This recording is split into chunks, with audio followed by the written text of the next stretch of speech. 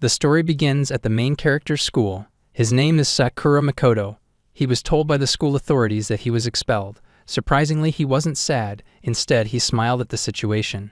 The other students were talking and murmuring about him. Some said he was cool, while others cursed him, saying he had beaten up many people. Hearing this, Sakura thought that students could say whatever they wanted. He had only stepped in to stop the bullying, which then turned into a fight. Even though he was the only one who got beaten up, the school forced him to drop out because the bully was the student council president's son. Upon leaving the school, Sakura saw the bully waiting for him. The bully asked if Sakura had been expelled, but Sakura didn't respond and kept walking. This made the bully furious, and he kicked Sakura from behind. The bully laughed and told Sakura not to think he could escape so easily. He shouted that he didn't know what a supporting character like Sakura was thinking, but if Sakura wanted to play the hero again, he should remember to choose the right person next time.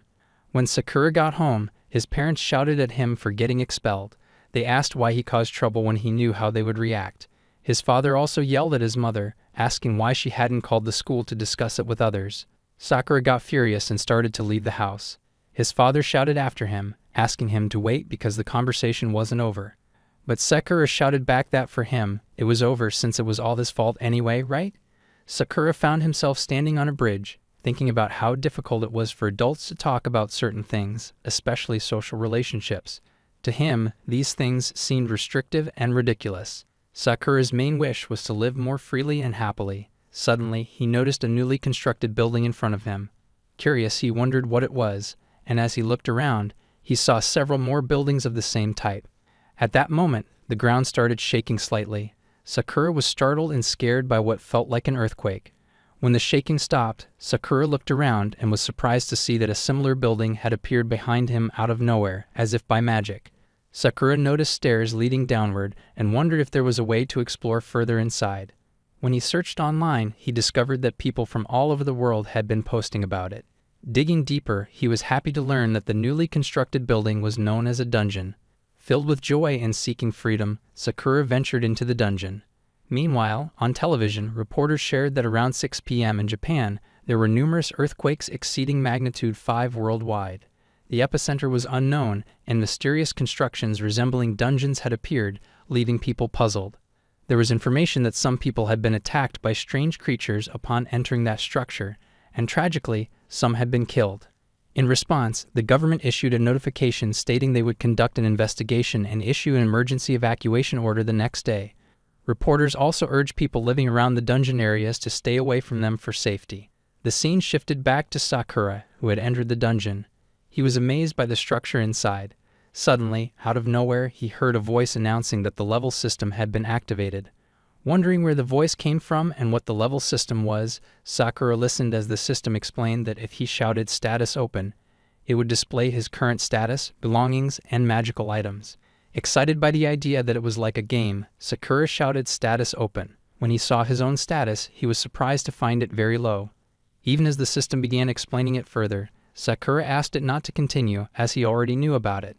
The system apologized, thinking it would be helpful to display the information, and asked if it should delete it. Sakura declined, telling the system to leave things as they were because it wasn't confusing to him at all. The system responded happily, ensuring Sakura's satisfaction. When Sakura asked about skills, the system explained that as Sakura reached certain levels, he would receive a random skill or the level of an existing skill would increase. So at the start, Sakura obtained a skill called Infinite Level Up Fire Magic Skill at level 1. Curious, Sakura asked what Infinite Level Up meant. The system explained that it was a skill allowing him to surpass normal level limits and continue leveling up indefinitely. Suddenly, a slime monster appeared in front of him.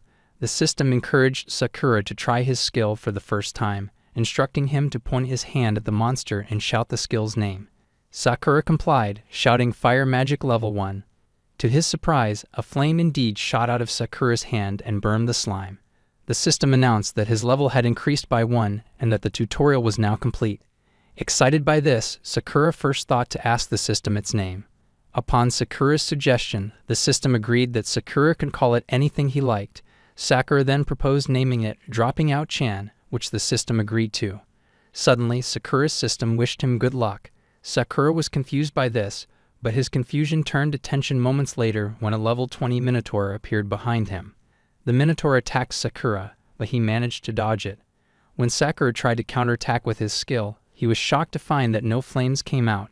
Checking his status, he realized his mana points had dropped to 0 from using the attack on the slime earlier. Sakura focused on the fact that his level had increased and shouted that with this skill, the Minotaur would be easily defeated. He started running back and found another slime. Once again, he wiped it out, and his level increased by 3 levels. This time, Sakura acquired a new skill called 1000 times experience points. Sakura was thrilled because now, defeating demons or monsters would grant him 1000 times more experience points than usual. Determined to level up quickly, he decided to use this strategy to defeat the Minotaur. The next day, Sakura's mother informed Wazuma that she had received a text message from Sakura an hour ago. Wazuma anxiously asked where Sakura was. Sakura's mother replied that Sakura had said he was in the dungeon. The scene shifted back to the dungeon where Sakura was still battling with the Minotaur. By now he had leveled up to level 15. Sakura mentioned that he had been in the dungeon for half a day and had also learned a few more things. Sakura discovered that even if walls or floors were destroyed, they would eventually return to normal after a certain period of time.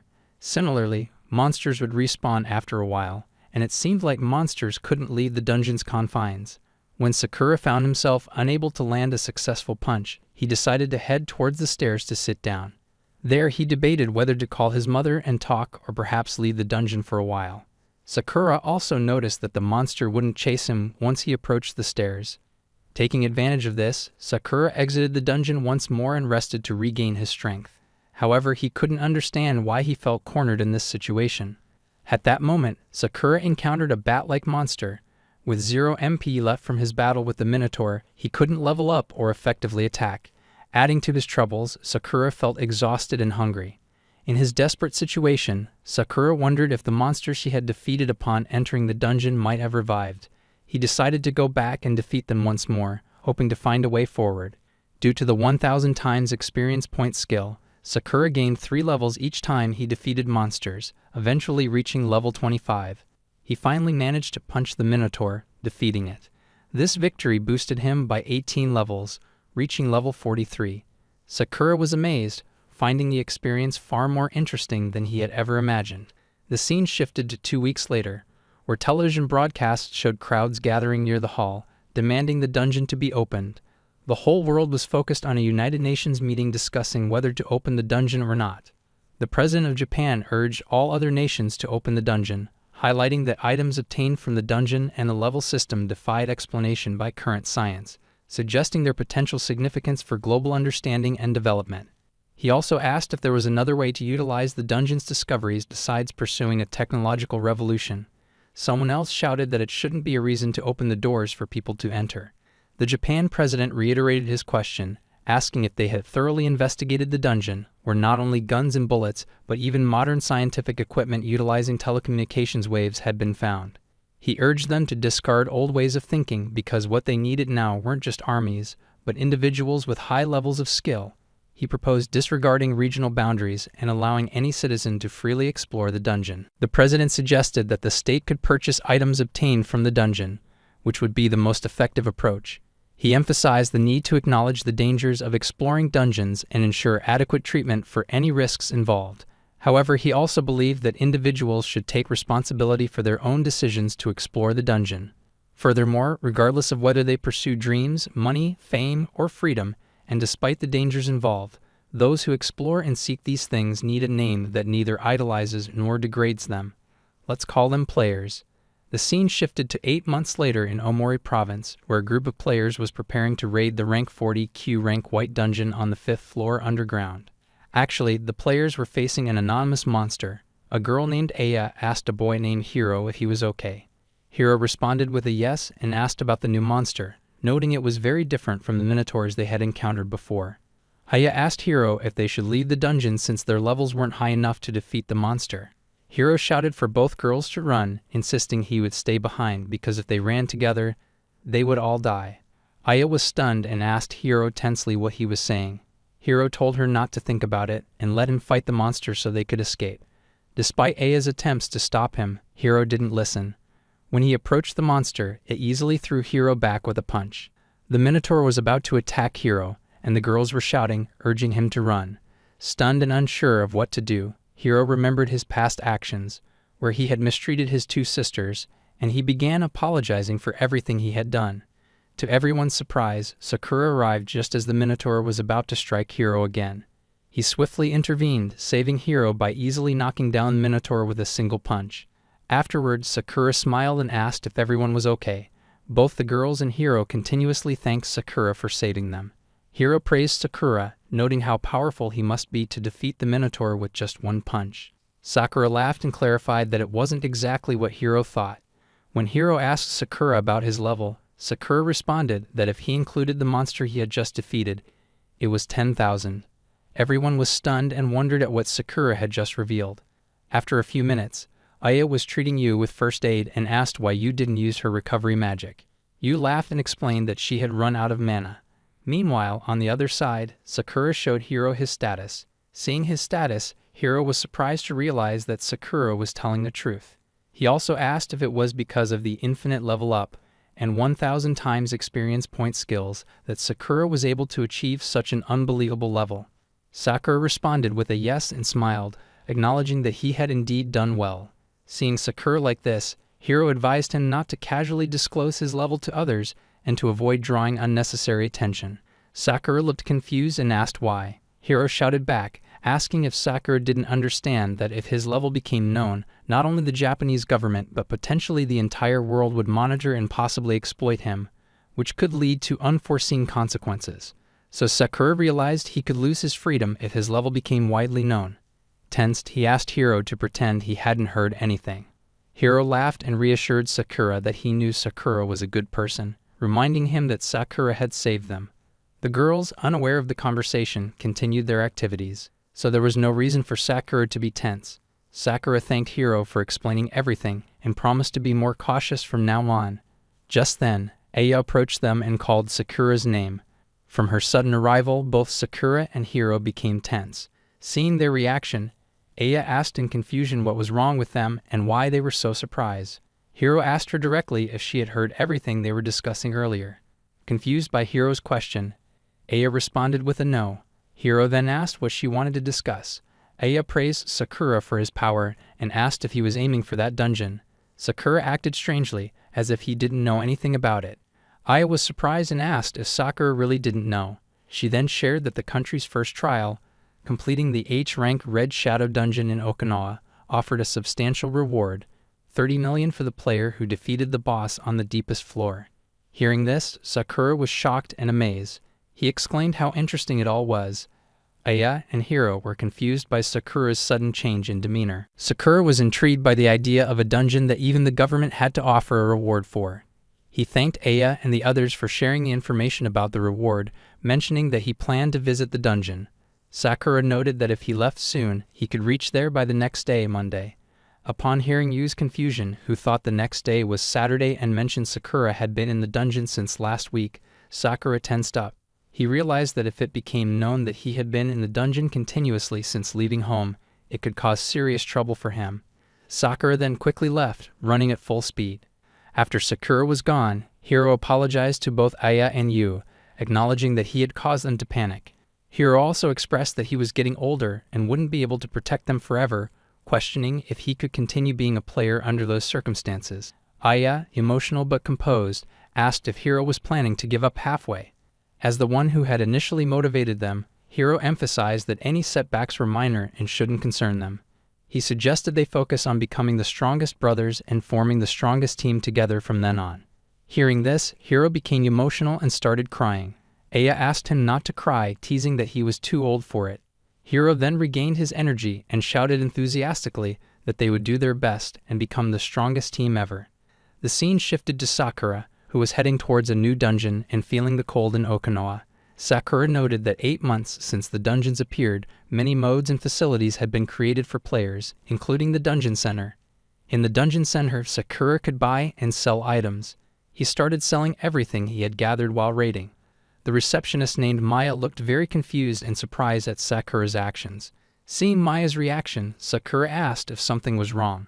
Maya responded that she was amazed by the sheer number of items he had brought in, considering the size of his bag. Upon hearing Maya's comment, Sakura explained that his bag was a magic bag dropped from a monster called Adamantate. He elaborated that no matter the size or number of items, they could all fit inside without issue, which was incredibly convenient for him. Hearing Sakura's explanation about the magic bag, receptionist Maya was amazed. She asked if adamantate was a giant turtle, indicating it must be very strong. Maya then asked Sakura if he would like to form a team with her. Sakura asked Maya to appraise him first. Suddenly, as he looked around, he was stunned to see another dungeon right inside the dungeon center. Maya explained that, precisely, the government had built the dungeon center around this dungeon. Suddenly, Maya remembered something and told Sakura that the dungeon was only low rank, but no one had defeated the boss yet. However, someone as strong as him could do it. So Sakura asked Maya how much time she would need to appraise the items. Maya responded that it would take about 10 minutes. Sakura agreed to raid the dungeon. The scene then shifted to the lowest floor, floor 5, where some boys were heading toward the 5th floor boss to check it out. One of them shared that he thought it was just a U-level dungeon, which meant someone must have defeated it since he wasn't seeing anything. Suddenly, Sakura moved past them toward the 5th floor boss. On the way, he thought the boys were wrong. The boss was still in the dungeon. He knew this because if the boss was present, the atmosphere would always be cold and heavy. Upon reaching a certain point, Sakura felt a presence. He searched and found that it was above his head. The monster was a Slime King. For some reason, the Slime King started running away from Sakura. Sakura tried to chase it at full speed but realized that the Slime King was incredibly fast. Even when compared to his own speed at level 10,000, he felt slow. That's why no one had been able to defeat it yet. Analyzing the situation, Sakura started using his level 10 ice magic skills. The moment he used it, the Slime King froze and Sakura knocked it down with a single punch. Afterward, Sakura obtained an item and thought about going back. At that moment, his system showed that his level had increased by 9,900. Sakura was shocked and wondered if he had heard it right. To be sure, he checked his status and was amazed to see that he had actually risen to level 19,900. It was because the enemy was so fast and difficult for Sakura to deal with that he earned so many experience points. However, more than his level, Sakura was interested in his new skill, Flying Cloud Magic at level 1. He wondered if the skill's name implied flying, so he tried it out and found himself floating in the air. However, because the skill was of a very low level, he could only float for 2 to 3 seconds. As a result, he felt a little disappointed because he had hoped he could return to Okinawa by flying, but now he had to stick with his original plan of taking a plane. 2 days later, the scene shifted to Okinawa province at the H-rank Red Shadow Dungeon. Sakura was very happy to see the dungeon and the crowd surrounding it. Eager to return to the dungeon after being away for just 2 days, Sakura wanted to dive back in. Outside the dungeon, some people were discussing its high reward, speculating that the monster inside must be of a high level and too dangerous to face. They decided not to take the risk of going in. As Sakura entered, a man standing nearby told him that he understood Sakura must be tempted by the 30 million prize, but he advised against going further because the dungeon was extremely dangerous. The man also mentioned that despite being level 66, he could only risk his life to escape from the dungeon. As they talked, Sakura suddenly heard a different sound approaching. When he looked, he was surprised to see a helicopter landing very close to the dungeon. From the helicopter, a girl and 3 guards emerged. The girl asked Sakura to quickly move out of her way. Sakura wondered if this was his first time seeing a real lady, but he remarked to the girl that he thought she was still a child, even though they were likely the same age. The girl responded that she wasn't a child, and neither was he. She introduced herself as Maria Fangold. Suddenly, Sakura noticed that the man who had been advising him had disappeared. Maria also mentioned that for someone like her, at level 99, an H-rank dungeon wasn't a big deal. Upon hearing this, Sakura asked Maria if she was truly at level 99. Maria confirmed it with a yes and mentioned that level 99 was the highest in the country. Sakura then remarked that she still seemed young, but quickly apologized for accidentally saying it out loud. Maria also became a little furious at Sakura for his impoliteness. Sakura then asked her how old she was since she had claimed she wasn't a child. Maria responded indignantly that she was 12 years old, emphasizing that Sakura's question was rude. She also asked Sakura if he considered 12 years old enough. Sakura replied that a person of age 12 was still a child. Maria acted shocked and tensely asked how Sakura could be so impolite. Maria's secretary stepped forward and explained to Sakura that Maria had Russian Judaic blood, where 12 years old was considered an adult. Maria was pleased with her secretary's explanation and asked Sakura if he now understood. She then moved into the dungeon, asking Sakura to step aside, and instructed her secretary and guards to wait outside until she returned. As she disappeared inside, Sakura pondered that perhaps being level 99 was sufficient to venture alone. Suddenly, Sakura heard Maria's secretary apologize, prompting him to ask for confirmation. However, this time, Maria's secretary replied that it was nothing and she hadn't said anything at all. The scene then shifted inside the dungeon. Sakura had defeated a monster and was amazed because he hadn't encountered any monsters until now. He also found the interior of the dungeon to be quite impressive. At that moment, Sakura heard someone shouting for help. Tensely, he looked towards the direction of the voice and saw a girl running towards him, pursued by a monster, pleading for assistance. Upon closer inspection, Sakura realized that it was Maria, the level 99 player and young girl, who was asking for help. Maria shouted again, asking if anyone else was in the dungeon. Seeing her, Sakura wondered what she was doing, but he quickly asked her to duck down. He then used his level 10 fire magic skill. Witnessing its power, Maria got scared and quickly ducked down. After defeating the monster, Sakura approached Maria and asked if she was okay. Confusion crossed Sakura's face when he saw Maria's expression. Maria responded that she hadn't asked for his help. Sakura questioned why she would tell such an obvious lie. Maria stood up and asserted that she could stand on her own and didn't need help. Sakura, still addressing her as a kid, asked why she had been running. In response, Maria shouted angrily that she wasn't a kid. Her name was Maria. Sakura asked Maria again why she ran away from the fight, given that she was level 99. Maria replied that it was because she had never successfully defeated a moving monster before. Seeing her say that so proudly, Sakura frustratedly asked why she was boasting about it. He questioned whether the story about being level 99 was all a lie. Maria responded with a firm no, explaining that her secretary and guards would battle the monster until they were nearly defeated, and then she would finish it off to gain experience and level up. Sakura became upset upon hearing Maria's explanation, but he forced a laugh to mask his feelings and advised her to be careful when she returned. To his surprise, Maria suddenly hugged him from behind and held him, preventing him from moving. Furiously, Sakura asked Maria what she was doing. Maria laughed and told Sakura that she would grant him special permission to join her team. Sakura replied by pointing out that the exit was behind her, suggesting she go that way instead. Maria shouted back, refusing to go outside as she was determined to finish the dungeon. Hearing this, Sakura suggested that she go outside and seek help from those in black instead of bothering him. Maria asked if Sakura was kidding, pointing out that she had spoken passionately outside but couldn't just run away like that in front of everyone. She admitted to Sakura that she was scared and asked him to take out the monsters for her. Sakura finally understood that Maria was being genuine. Frustrated, he asked her directly what she wanted to say. Maria responded by suggesting they team up, and she wouldn't let him go until he agreed. Sakura responded that he understood her request to let him go. Maria started celebrating, but Sakura interrupted and asked her to stop and speak clearly first. He then questioned whether helping her would benefit him in any way. Maria asked Sakura in confusion if he was saying that teaming up with her wouldn't benefit him. Sakura reiterated that he wanted to understand why she was so determined to finish the dungeon, as it didn't seem like her goal was solely the 30 million reward. Maria responded with a firm no, explaining that her goal was to clear the dungeon and demonstrate her maturity to her parents who lived far away.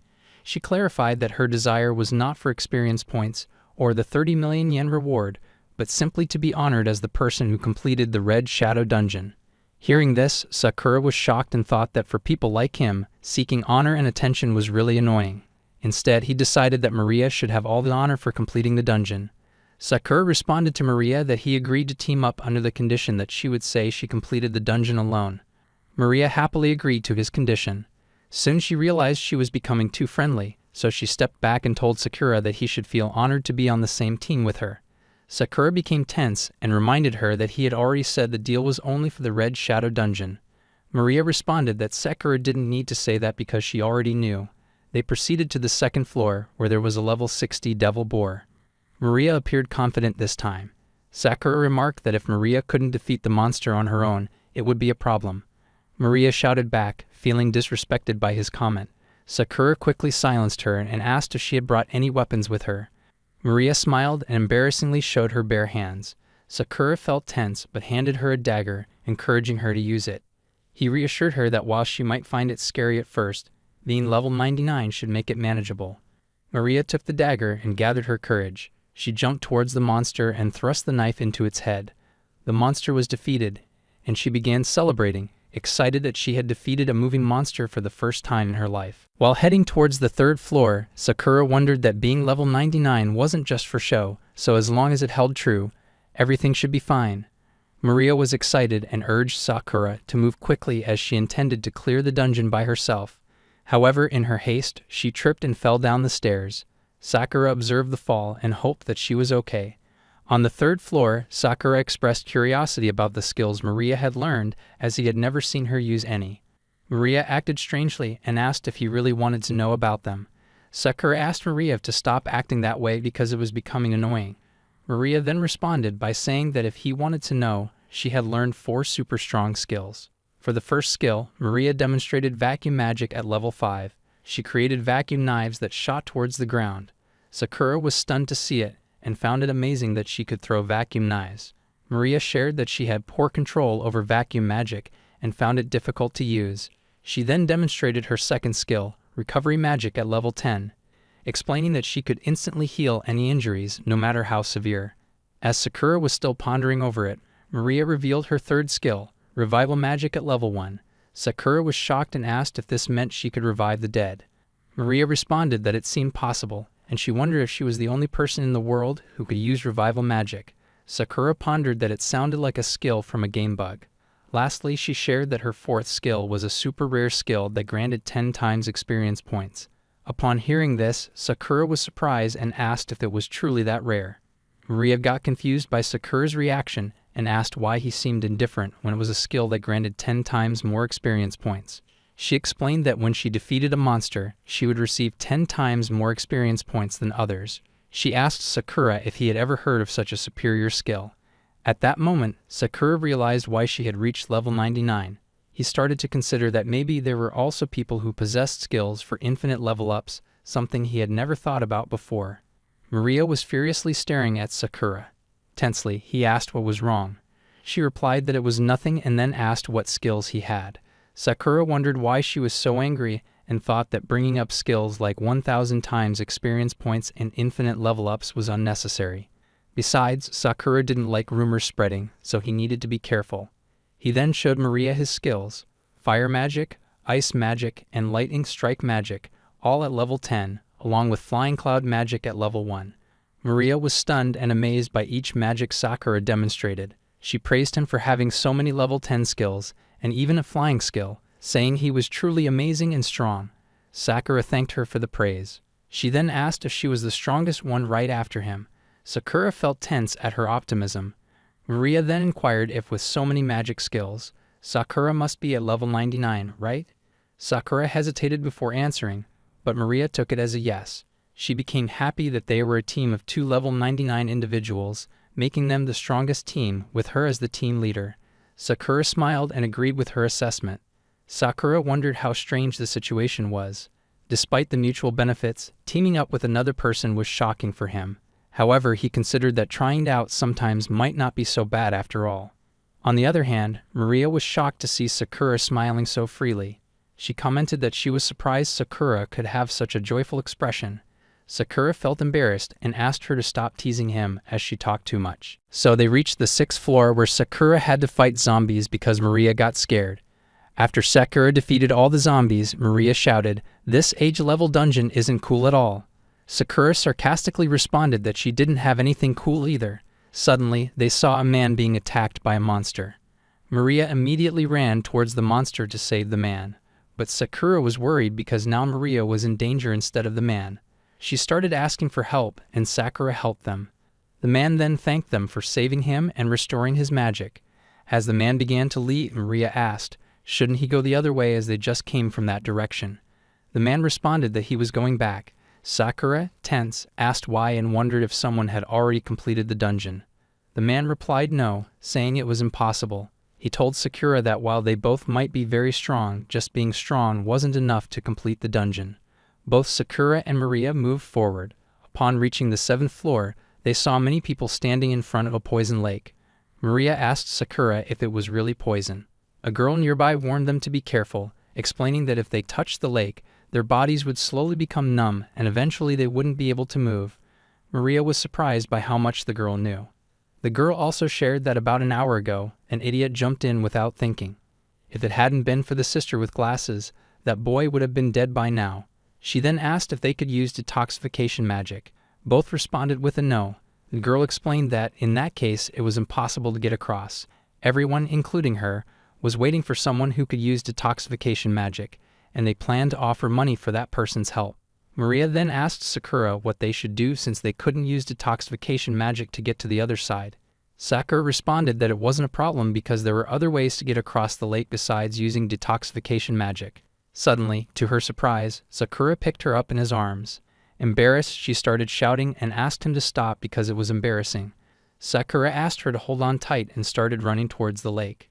Tense and scared, she asked if he was going to jump over it, expressing disbelief and asking him to wait.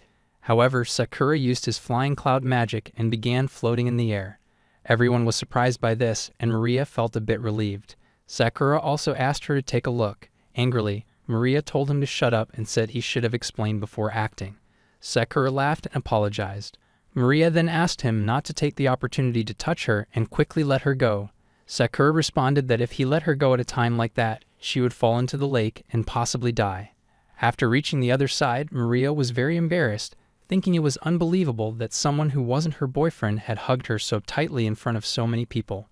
Meanwhile, Sakura also tested his flying skills, and upon landing, he noticed stairs leading to the 8th floor.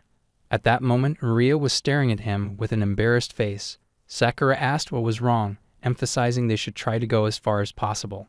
He also asked if she didn't want to show her parents that she was the first to complete the dungeon. Upon hearing this, Maria thought about telling her parents about the incident. She responded that Sakura was right. She must show her mother and father. Sakura was confused as to why she was repeating what he had said, as it was exactly the same. The scene then shifted to some time later, where Sakura and Maria had reached the 13th floor. Sakura was fighting and clearing the monsters. Sakura was happy that he had finally mastered the flying technique. Maria was also praising him when suddenly a monster came from behind her, attempting a sneak attack. Sakura quickly saved her, patting her head gently as he asked if she was okay. Maria happily responded with a yes and asked why so many monsters had suddenly appeared.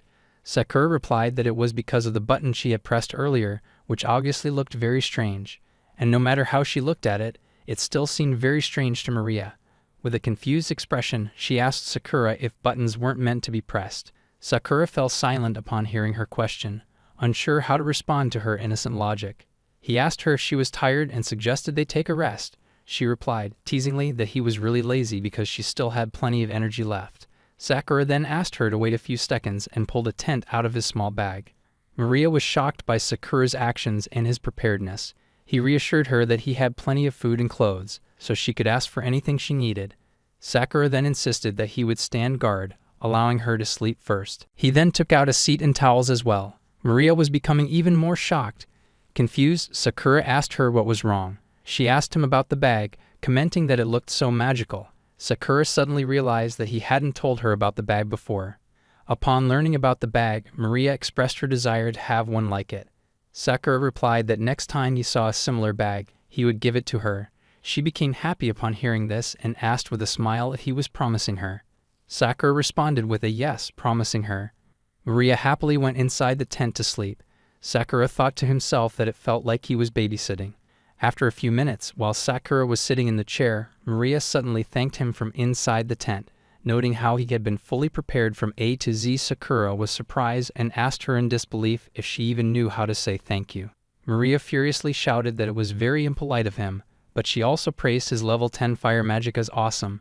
Sakura asked why she was suddenly saying these things. Maria replied that his fire magic had saved them many times throughout the day, and she compared it to Kato's from Senku no Giran, right? Suddenly, Maria heard a weird sound and woke up tensely, asking Sakura what had happened and what that sound was. Sakura reassured her that it was nothing to worry about. He then asked why Maria knew about the Senku no Giran team. Maria responded that it was obvious she should know about them because, considering both their appearance and strength, they were currently the most popular team among young people. Sakura, surprised, asked if there was really an exhibition of their goods too. Maria also shared that she found the team's leader, Kamishiro, especially cool and expressed a desire to meet him just once. Sakura then shared that he had actually met them before when he went on an adventure with them once, but he hadn't expected them to become so famous. Maria thought Sakura was lying and teasingly accused him of being jealous to such an extent. She laughed and commented that Sakura also had a cute side.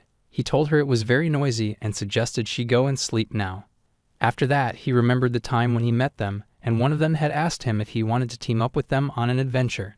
Since that meeting, the sense of freedom inside him had been shaken up. The scene then shifted to 7 months ago at the S-rank Shallow Serene dungeon, where Kamishiro asked Sakura if he had really been in the dungeon since he left home, and suggested that Sakura should consider being a little more mature. Confused, Sakura looked towards Kamishiro. Kamishiro asked if he had said something wrong. A girl named Nagasawa, standing beside Sakura, told Kamishiro that he should get used to it. Sakura looked at Kamishiro with pity.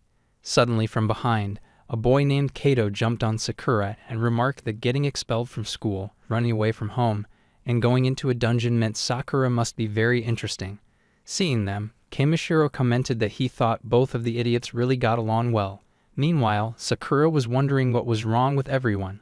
While lost in thought, a girl named Mizukawa tried to get his attention, and when Sakura heard her voice, he turned to look back at her. Mizukawa got startled and hid behind Nagasawa. She whispered something in Nagasawa's ear. Nagasawa then relayed that Mizukawa was asking Sakura if he was a solo player. Sakura asked in confusion what a solo player was. Nagasawa responded that if he didn't know, he shouldn't bother trying to figure it out. She then explained that when exploring dungeons there were 2 types of players, solo players and teams. So, the choice of playing style was up to the players, and even if someone formed a team, they didn't necessarily need to register. Nagasawa was about to tell her team's name, but before she could, Sakura accidentally stepped on something, causing a swarm of monsters to attack them. Sakura tensely apologized to everyone for stepping on something. Despite the interruption, they quickly defeated the zombies in a few seconds. Kamishiro then revealed that their team name was Senko ni Guren. Sakura wondered about it, curious about the meaning or significance of the name. Kamishiro explained that their team name was derived from the first letters of their names, which he thought was very cool, and he was the one who came up with the idea. Nagasawa interjected, saying that it wasn't really important, but she and Mizukawa were the ones who actually came up with the name. She asked Kamishiro why he was lying about it. Kamishiro furiously asked Nagasawa why she mentioned it if it wasn't important. Nagasawa responded that she felt angry about it. Meanwhile, Sakura was wondering why he didn't have to do anything strong. Suddenly, a monster bird came towards them, and Sakura swiftly defeated it with a kick. Suddenly, Kamishiro and the others ran towards Sakura, asking if he was okay. Kamishiro instructed Mizukawa to use her recovery magic. Mizukawa began using her recovery magic, while Sakura was confused and wondered what was happening. Suddenly, out of nowhere, Sakura fainted, and the next moment he woke up, he found himself lying under a blanket. Kamishiro asked Sakura how he was feeling. Sakura was shocked and said he thought he had fainted. Kamishiro explained that it was poison from a monster called the poison bird, which had a poisonous gland in its head. Sakura asked in confusion how there could be poison involved. Kamishiro explained that the poison would penetrate from the wound, causing damage little by little, eventually leading to death. Confused, Sakura asked why he was still alive then. Kamishiro responded that Mizukawa had used detoxification magic to remove all the poison. Kaido added from behind that while Sakura was sleeping, he used his skill to bring him down to the 14th floor, and asked Sakura to say thank you. Sakura thanked Kaido. Kamishiro reminded Sakura not to forget to thank Mizukawa later. Sakura then asked what magical-related jobs might look like if there were detoxification magic and recovery magic. Kaido asked Sakura what skills he had and asked him to demonstrate. Upon checking, Kaido was shocked and exclaimed, "Fire magic, ice magic, and even lightning magic." Moreover, Sakura's fire magic level is even higher than his. Kaido became even more shocked when he saw Sakura's level was 71. He started heading somewhere. Kamishiro asked Kaido where he was going. Kaido shouted that he couldn't lose, so he was going to level up. Kamishiro asked Kaido to not shout because some people were sleeping. Kaido apologized. Sakura remarked that Kaido was a strange person. Kamishiro asked who Sakura was talking about. Sakura responded that it was about both of them. Kamishiro also checked Sakura's stats and noticed there were still 2 hours left until the shift change. He suggested they talk for a while. After a few minutes of conversation, Sakura asked if they were all in the area school's sword club and wondered why they were so amazing. Kamishiro then wondered how to explain to Sakura that being players involved training, mental preparation, and earning money, which made it more than just a hobby. It was very interesting for them. In other words, exploring with friends is quite enjoyable for them. Sakura asked if that was true. Kamishiro replied that he didn't know when he would stop finding someone interesting, as he found talking to Sakura very engaging. He also asked Sakura about his own preferences, mentioning that Kato also seemed more interested than usual. Sakura still unsure, Kamishiro asked him if he didn't find it interesting. Sakura then recalled the moments they had all been together and the fun they had, but he still wasn't sure about his own choice. After some time, they were all heading towards the next floor. Along the way, Sakura thanked Mizukawa. At first, Mizukawa was surprised and acted a bit strangely, as if confirming what Sakura had said. Sakura thanked Mizukawa again for helping him. For some reason, Mizukawa became embarrassed and blushed, saying she hadn't done anything special. Sakura insisted that wasn't true, and if it weren't for Mizukawa, he would have died. Mizukawa shared that she didn't have any useful skills like everyone else, so helping was all she could do. Sakura responded that nobody should think like that, as being able to save someone's life was significant. He thanked her again for saving him. She became even more embarrassed but still welcomed his thanks. Nagasawa was happy to see them, but Kato interrupted, claiming he deserved credit for saving Sakura too. Nagasawa angrily told him to shut up. As they approached the stairs leading down to the next floor, Sakura felt something and called out to Kamishiro to inform him. Kamishiro responded affirmatively, noting that the atmosphere was unusually cold, indicating that there was definitely a floor boss on the 15th floor. Upon hearing Nagasawa's suggestion to play rock, paper, scissors, Kato eagerly joined in. Seeing this, Sakura asked Mizukawa what it meant. Mizukawa tensely responded that she didn't know. Nagasawa then explained that defeating the boss would yield a lot of experience points, so they always used rock, paper, scissors to decide who would deliver the final blow and defeat the boss. Upon hearing this, Kato asked Nagasawa to wait, pointing out that Sakura couldn't participate because he was already at level 71 and wasn't part of their team. Nagasawa then asked Sakura if it was true that he was already at level 71. To everyone's surprise, Mizukawa asked Kato why Sakura couldn't participate, arguing that Sakura was their friend and leaving a friend behind wasn't right. Kato felt tense and looked towards the others, who were smiling in agreement. With no other option, he reluctantly agreed to let Sakura participate just because they were friends. So they all played the rock, paper, scissors game to decide. The scene then shifted to the 15th floor, where Kamishiro asked Kato not to go alone because it was so dark. They were searching for the floor boss, but suddenly the boss attacked Mizukawa. To save her, Sakura stepped in and took the attack on himself. They all were shocked to see this, but Sakura shouted at them to stay back and quickly asked if the attack was not poisonous. Kato then came and punched the monster. Surprised to see Kaito intervene, Sakura hesitated. Kaito asked Sakura if he was going to handle it, implying there was no need for Sakura to step in, so he should stand back and observe instead. He also asked Sakura to watch how quickly he would defeat the floor boss. Mizukawa started healing him, while Kamishiro asked Sakura if he was okay.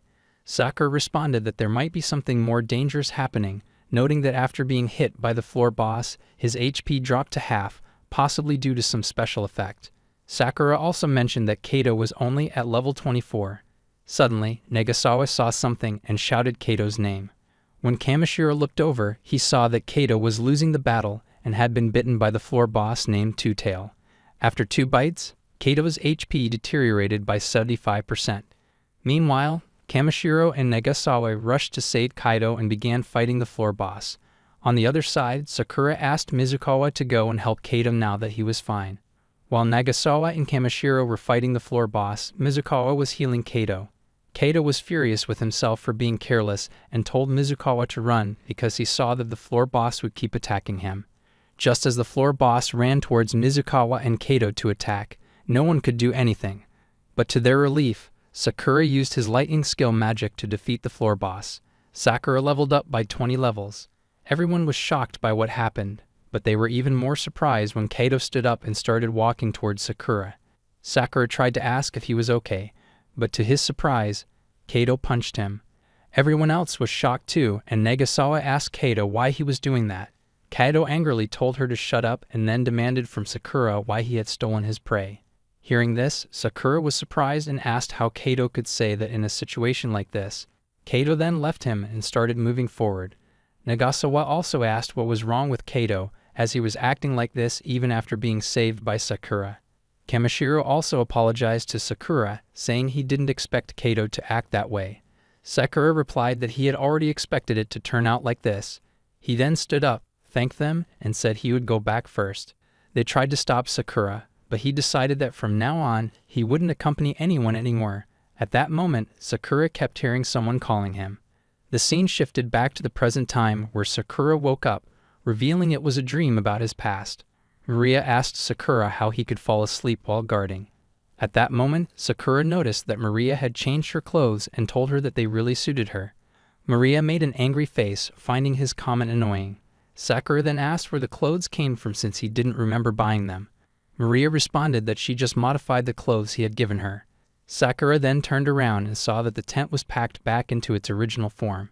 He wondered how something that had seemed too complicated for him to set up, so he had just kept it in his bag, was easily packed by Maria. Sakura praised Maria, saying it was very impressive how good she was at handling family chores. Maria responded that she was happy to be praised, but noted that calling it unexpected was a bit redundant. After that, they both entered each floor steadily and cleared them one by one. Now they found themselves on the 19th floor, but somehow they got lost there. Sakura smiled and remarked that it was his first time encountering a dungeon that looked like such a maze. Maria asked Sakura in confusion why he was laughing. He explained that in a maze, if she placed her hands on the wall and followed it, eventually she would find her way out. Maria was amazed and asked if it was true, and why it worked that way. Suddenly, Maria heard some sounds and told Sakura that she heard someone talking from that direction. Sakura also felt it and thought that there really seemed to be someone there, making it feel like a scene from a horror movie. Hearing this, Maria became more scared and shouted at him not to say such things because it was too frightening. Sakura apologized for his remark. Suddenly, Nagasawa and the others arrived. Upon seeing Sakura, Nagasawa became happy and greeted him, saying it had been a long time since they last met. In the past, Maria was watching television about the Senku no Giran team, and her secretary mentioned that Maria's father praised their skills. Inspired by this, Maria decided to become like them and strive to become an outstanding player. Others were surprised to see Sakura, and Kamishiro thought it was a coincidence. Nagasawa then asked Sakura who the kid next to him was, wondering if she could be his girlfriend. Meanwhile, Maria was excitedly shaking Sakura, exclaiming that they were the Senku no Giran team she had seen on television. Sakura asked her to stop as he already knew. Maria then shared about everyone, starting with Kato, who possessed a unique power and used power-enhancing skills to defeat his enemies magnificently, like a warrior. Secondly, Nagasawa was described as playing with her enemies using her outstandingly fast and beautiful kendo techniques, which were both impressive and graceful. Thirdly, Mizukawa was noted for her diverse set of skills, always supporting and helping the team to secure victories. Finally, it came to Kamishiro, but Maria admitted she didn't know much about him. Kamishiro looked at Maria and asked who she was. Maria blushed and moved back, hugging Sakura, feeling embarrassed after making eye contact with Kamishiro. Sakura apologized on behalf of Maria, explaining that she was the biggest fan of all of them. Nagasawa then approached Maria, saying it was cute of her, and asked for her name. Maria stood still in shock because Nagasawa had called her cute. Suddenly, Mizukawa remembered and asked Maria if she was Maria, the professional model from a famous magazine. Sakura was shocked to learn that Maria was a model. Maria responded affirmatively, expressing her honor that Mizukawa knew her name. Sakura now understood why Maria had asked him why he thought there was no benefit in teaming up with her.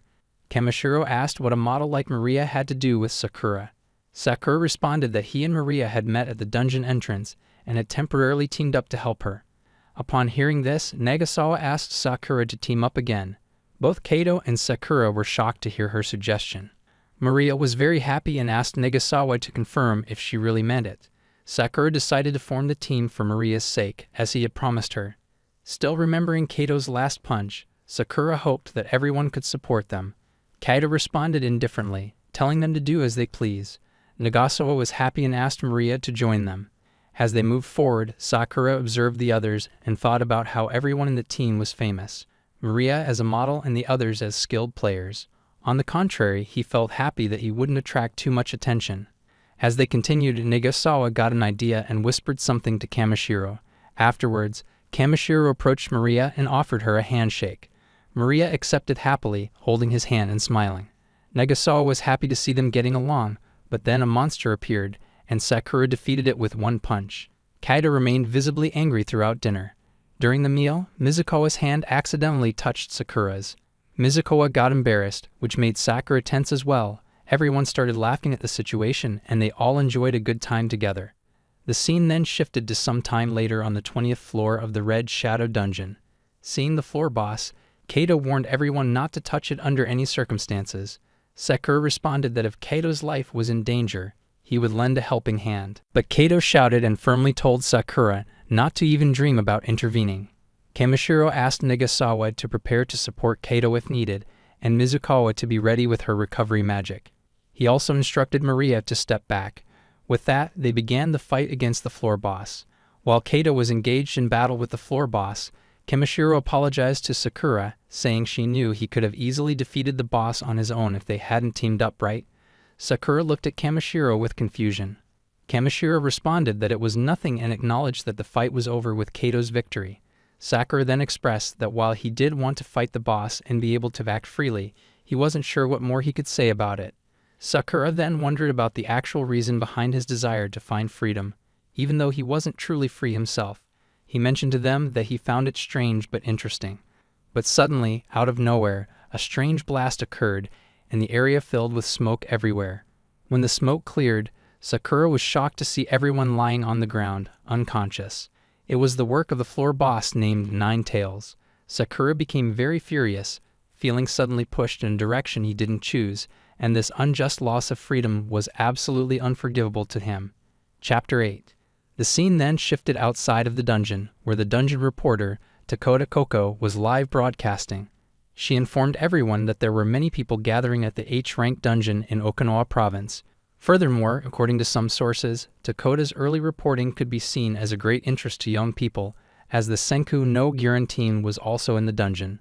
Suddenly, she forgot that she was live and started expressing her excitement about taking their autographs when they returned and possibly conducting an interview. Realizing her mistake, she quickly resumed her live broadcast. She then asked everyone if it had been 5 days since the government announced the reward, wondering if anyone who could clear the dungeon would appear. The scene shifted back to Sakura, who attempted to punch the Nine-Tails monster, but it had no effect. Suddenly, he noticed that Mizukawa was sitting up and appeared to be okay. So he ran towards her and asked if she was okay. Mizukawa, looking shocked, asked what had happened, as she realized everyone had been defeated, which was both painful and shocking. Sakura put his hand on her shoulder and explained that everyone was seriously injured due to the explosion of Nine-Tails' power, but Mizukawa might have avoided the worst of it by standing behind him. He then asked her to use her healing abilities to save everyone, as she was the only one capable of doing so.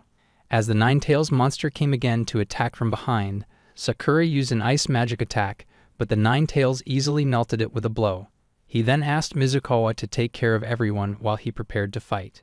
Mizukawa showed concern for him, but Sakura asked her not to worry and to go save everyone. He then used his fire magic skill attack, but once again, the Nine-Tails easily blocked the attack. Sakura wondered if neither physical nor ice attacks were effective, and even the fireball was repelled. He speculated whether it was because the Nine-Tails' body itself was made of fire. He then used his cloud magic to fly into the air and launched an attack with lightning magic as his last hope. However, the Nine-Tails easily defended itself and pushed back the lightning strike towards Sakura. At that moment, Sakura remembered his past in school, recalling a time when he couldn't accomplish something. He then angrily remembered someone putting flowers in his shoes and demanded to know who had done it. Sakuraba laughed at him and said Sakura shouldn't come to school because if he were in Sakura's shoes, he might not have the courage to face life anymore. Furious, Sakura threw his bag at Sakuraba's face. This action led Sakuraba's group to start beating up Sakura. Sakura shared that he couldn't do anything at that time, and if only he had been able to stop Sakuraba, maybe his classmates and teachers would have supported him, and perhaps he would still be in school. But regardless, Sakura realized that dwelling on Sakuraba's group and their actions was not worth it anymore, as he had found a place he didn't want to lose. The scene returned to the present where Sakura resolved that if one move wasn't enough, he would use continuous actions to confront the challenges ahead. Suddenly, Maria shouted and called to him, and Sakura was happy to see her. Maria shouted that he didn't need to be tense because he was the strongest. Sakura then began using continuous lightning attacks on Nine Tails, taunting that it was a pity for the Nine Tails because they were not on the same level. Sakura wondered if this moment could be different from the time when he felt powerless, determined to protect what he didn't want to lose. Finally, the Nine Tails monster was defeated, and Sakura leveled up by 417 levels. After Sakura won, Maria started celebrating, and slowly everyone else was revived. Sakura said he was relieved that everyone was safe. Kamishiro said it's all because of Sakura, as they couldn't have done anything without him. Mizukawa also praised how strong Sakura was, and Maria kept chanting about Sakura's strength continuously. Then Kato called Sakura and said he wouldn't lose to him next time, also apologizing to Sakura for their last encounter. Mizukawa asked Kaito to speak louder, to which Kaito replied that if they had enough energy to be loud, they should use it to recover and return. Mizukawa then pointed out that Kaito was the one being louder than usual. Kamishiro announced that they had finally conquered the H-level dungeon. After some time, when they all emerged, everyone was so happy, shouting that the Senku no Girin team had returned. Sakura then shows something to them, after which Kamishiro asks, "What's this?" Sakura responds, "It's an item dropped by the Nine Tails." He then explains that it's proof of their victory over the Nine Tails and offers it to them as a memento. In return, Sakura asked them to announce to the world that the 5 of them had completed the dungeon, excluding him. Kamishiro wondered how they could agree to that. At the same time, Sakura suggested they accept it, as he didn't want to attract attention from the world. So Kamishiro announced that the H-level dungeon had been conquered by the Senku no Girin team, with Maria's help. Upon hearing this, everyone started praising them and cheered for Maria, admiring both her cuteness and power. In between, Kamishiro turned again and asked Sakura if he was sure he wanted it that way. Sakura responded with a yes and told them that it was time for him to go back. They were surprised and asked why so soon. Mizukawa asked him to hang around with them for a while. Sakura smiled and told them that he would, but next time. Mizukawa then told him that she would remember this for next time. Lastly, Kamishiro told Sakura that their arms would always be open for him, not just as a team, but also as a friend. After that, Sakura headed towards his home, and on the way, he kept looking at his hands constantly. At that moment, he was thinking that it's not just about levels. He could become stronger by how he used his skills. He also realized that he had never thought of combining skills to create different combos, which meant a variety of strategies. He found this very interesting. Suddenly, Maria called him from behind. When Sakura turned around, he saw her running towards him. He asked what was wrong. Maria, surprised, asked what he meant by what's wrong as they needed to go announce their victory to his parents. Sakura, confused, asked why, saying that only one person going was enough. Maria, sadly, asked how he could say that, insisting that both of them should go. He repeated that he thought only one person was enough. Maria suddenly jumped and hugged him tightly. Seeing this, Sakura, confused, asked why she was hugging him so tightly. Maria happily responded that they had adventured, talked, eaten, and fought together, and there was so much she didn't know about. She also said that she had always been happy, surrounded by her parents' love, but she knew the outside world held many more wonders, and she believed that if it was Sakura, everyone would agree with her. So Sakura didn't have to worry about it, and they should go tell his parents. Sakura, still totally confused, asked what she was talking about. Then he remembered his past and told Maria that she was a great person.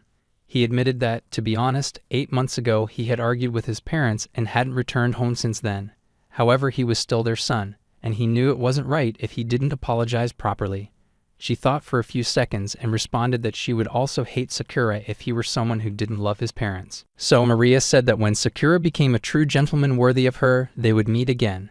Sakura smiled, said goodbye, and agreed that they would meet again. She boasted that they were the strongest team after all. Sakura laughed, shook her hand, and agreed. The scene then shifted to Morioka province at Sakura's house. He had already told his mom that he was coming, so the moment Sakura opened the door, she ran to him, hugged him tightly, and started crying. His mom welcomed him, calling him a big idiot. Sakura went inside and greeted his dad, who hesitated in saying welcome. Seeing this, Sakura felt tears of joy in his eyes. Just like that, Sakura's 8 months of loneliness ended, but the life of a player didn't stop. He talked with his parents and showed his determination to become a full-time player. Afterward, he wondered where he should go next and decided that since he had finished rank H, the next step should be rank G. Sakura told his parents he was leaving, but as soon as he opened the door, Maria was there about to ring the bell. Seeing him, she greeted him good morning, excited for their date. Sakura felt tense and quickly closed the door behind him. Maria became furious over his reaction. Sakura finally came out, realizing that Nagasawa and Mizukawa had also come with Maria. Both of them greeted him good morning and reminded him of his promise maybe next time in Okinawa. They emphasized that finally that next time had arrived. Nagasawa also mentioned that Maria had told them she would be returning home next week, so it was also a way for them to say goodbye to her. Mizukawa apologized embarrassedly for the interruption. Sakura replied that he was planning to go on a dungeon run. Nagasawa laughed and asked why that was all he cared about, saying he needed to save time for youth. Sakura responded by saying he believed dungeon exploring was part of youth. Nagasawa got furious, wondering what was wrong with Sakura. Maria then asked Sakura if they could all go to the dungeon after their date. After thinking for a few seconds, Sakura finally agreed to join them. Hearing this, they started celebrating. Sakura then asked Maria how she had gotten his address. Maria responded cryptically, saying there were things he was better off not knowing. Sakura tensed up, finding her response scary. The scene then shifted to a shopping mall where Maria told Sakura that he always wore old clothes, so as a professional model, she should choose something for him. Sakura didn't know what to say. Suddenly, he remembered something and asked Maria if she hadn't told him they wouldn't see each other for a while when they said goodbye. Maria responded that she thought he would be sad. She asked him again to please relax and enjoy the moment. Sakura thought she was right, since he had already come with them, so he should relax and enjoy himself. Maria chose a t-shirt for Sakura, which shocked Nagasawa because she didn't like it. However, Sakura praised Maria for choosing it, saying it was very beautiful. The scene then shifted to Umino Aquarium, where Maria happily ran inside shouting that she loved aquariums. Nagasawa asked Maria to wait and mentioned that the aquarium was a bit small compared to the one in her hometown, but she still wanted to see the penguins. She shouted for Maria to wait because she was coming too. Mizukawa laughed, commenting that Maria was really enjoying herself. Sakura then asked Mizukawa if it was her idea to visit the aquarium, and he asked her what she wanted to see. The scene then shifted inside the aquarium near the jellyfish exhibit. There Sakura asked if it meant she liked jellyfish. Mizukawa responded affirmatively, saying jellyfish were mysterious and mystical. She also mentioned that some types of jellyfish were kept as pets. She then shared that there's also a World Jellyfish Museum, which had rare ones on display. Suddenly, she started running towards it, shouting for both of them to go and see it. After leaving the museum, Sakura said he had a lot of fun. Mizukawa responded that she also had a great time, especially seeing rare jellyfish and hanging out with him made her very happy. Sakura suddenly remembered and said that he almost forgot he had brought something for her. Mizukawa got surprised and asked why. Sakura responded affirmatively, suggesting she keep it as a souvenir, and mentioned that he also got something for the others too. Mizukawa joyfully responded with tears of happiness, thanking Sakura and saying she would keep it for her whole life. Sakura laughed, suggesting it might be a bit of a stretch, and secretly wondered if he had really just randomly picked it up while he was looking at the Yumibuta t-shirt. Sakura then asked where the other two were. Mizukawa responded that she hadn't seen them. At that moment, Mizukawa received a call from Nagasawa. On the call, Nagasawa shouted urgently, asking Mizukawa to come quickly as she could only save her. So it turned out Nagasawa was scared of rides, and Maria was persuading her to go on one. Sakura and Mizukawa were surprised to learn about Nagasawa and Maria's likes and dislikes. The scene then shifted after some time, where Nagasawa was having a chat with Sakura. Nagasawa was tired because of Maria, and Sakura was also surprised to see that Maria and Mizukawa were so good at riding rides. There, Nagasawa asked Sakura about splitting the loot from the Red Shadow dungeon evenly. Sakura felt tense because she kept asking repeatedly, but he assured her that he was fine with it. Nagasawa responded that she still didn't feel right about it. Sakura explained that since he finished the dungeon, he had the right to decide, and he felt it was fine because a man only needed so much money to live without struggling. He also mentioned that he just wanted to enjoy the dungeon. Then he asked Nagasawa if their team, Senku no Giran, had any plans. She responded affirmatively, saying they had a target, which was also everyone's target. The dreaded A-rank dungeon, Horrendous Mount Dungeon, also known as the Last Dungeon. Hearing the name, Sakura wondered if it was that dungeon, the terrifying mountain towering near Usuri Lake in Adamori Province, known as a scary dungeon. He shared that he had visited it 2 months ago, but the gate was shut tight and wouldn't budge no matter how hard he punched it. The atmosphere was heavy and chilling, with absolutely no signs or feeling of life. Sakura asked about a few more things, but suddenly Nagasawa interrupted, saying it wasn't right to talk about dungeons while they were hanging out. Now Sakura had to make up for it by buying some drinks. Sakura got confused and asked why Nagasawa was the one who had brought up everything about dungeons earlier. Nevertheless, he went to get the drinks, and when he came back, he was surprised to see two boys asking Nagasawa to hang out with them. Seeing Sakura, Nagasawa ran towards him and asked why he took so long. Both boys were shocked to realize she was waiting for her boyfriend. Nagasawa told Sakura that these guys had been bothering her while he took his sweet time. Sakura, confused, asked if they weren't both her friends. Nagasawa, frustrated, asked Sakura which eye of his saw them as her friends. Suddenly, one of the boys furiously came forward, shouting that he had heard her calling them weirdos, demanding to know how she dared to say that. Nagasawa responded to them, saying they were both thick-headed and dressed like idiots in weirdo shirts. The boy shouted back, saying they were the strongest duo YouTubers, that Sachikura brothers, and now she had to pay them for trash-talking them. They boasted that they were both level 99, so she had some time to apologize before they took action. Sakura felt tense, internally scoffing at their focus on levels, considering himself to be level 20,000. The Sachikura brothers laughed again, insisting she apologize or face consequences. The Sachikura brothers, Lin and Tin, were doing a livestream with the help of their friend. Lin shared that it's a popular trend for players to fight each other for fame. The Sachikura brothers are well known for their unmatched 38-game winning streak. Lin then told Sakura and Nagasawa that they should record a fight with them as compensation. Even though he was rejected multiple times and his favorite t-shirt was insulted, he was lucky enough to come across Nagasawa from the Senku no Girin team and her boyfriend. Hearing this, both Sakura and Nagasawa shouted that they weren't dating. Lin then reassured them not to worry, saying that even if they got hurt, their excellent staff could easily heal them using level 8 healing magic. Nagasawa furiously responded that Lin was the one who should be worried. Lin said there wasn't even the slightest chance that he would lose. Nagasawa angrily asked why Lin was boasting so much. Lin responded that the starting stats appeared when the leveling system first activated and represent the user's physical power, which is different from others. Sakura wondered if Lin was right since he also had very low stats in the beginning. So Lin asked them to take a look, pointing out that both brothers had much higher strength. Even if Sakura and Nagasawa were at level 99, they still couldn't beat the Sachikura brothers. Hearing this, Nagasawa became furious and shouted at the Sachikura brothers to stop talking and come at her. She called them weirdos again. Sakura tried to calm Nagasawa down, saying they didn't have any reason to fight the brothers. Nagasawa responded that those guys were getting on her nerves, and Sakura could stand aside and just watch if he wanted to. After this, Sakura asked Nagasawa about her level and weapon. Nagasawa responded that she was at level 94 and her weapon was a sword.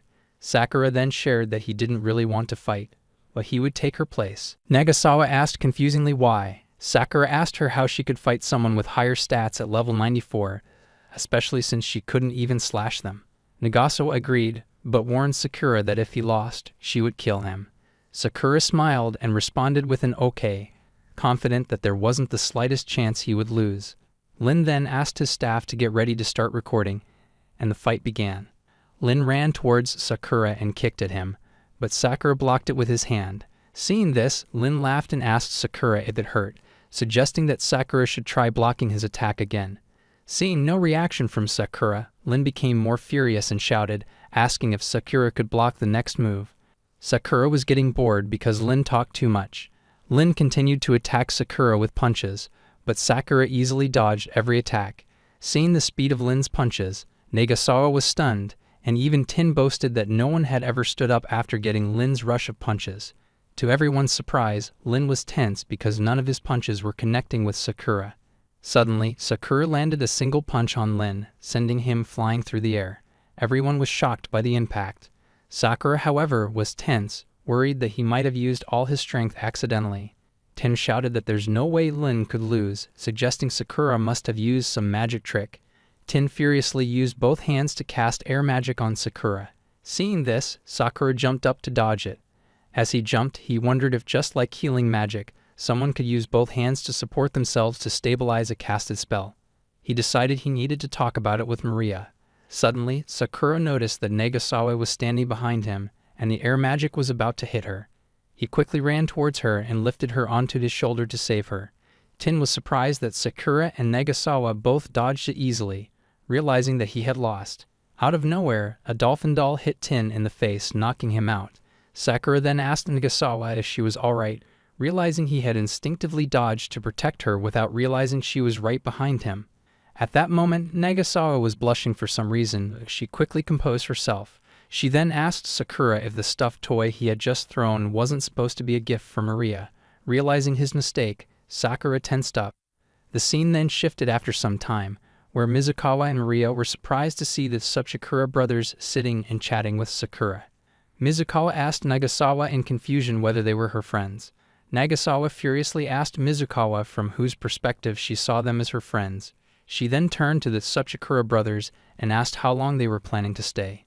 In reality, they were both intimidated by Sakura and admitted that they would follow Sakura's orders for the rest of their lives.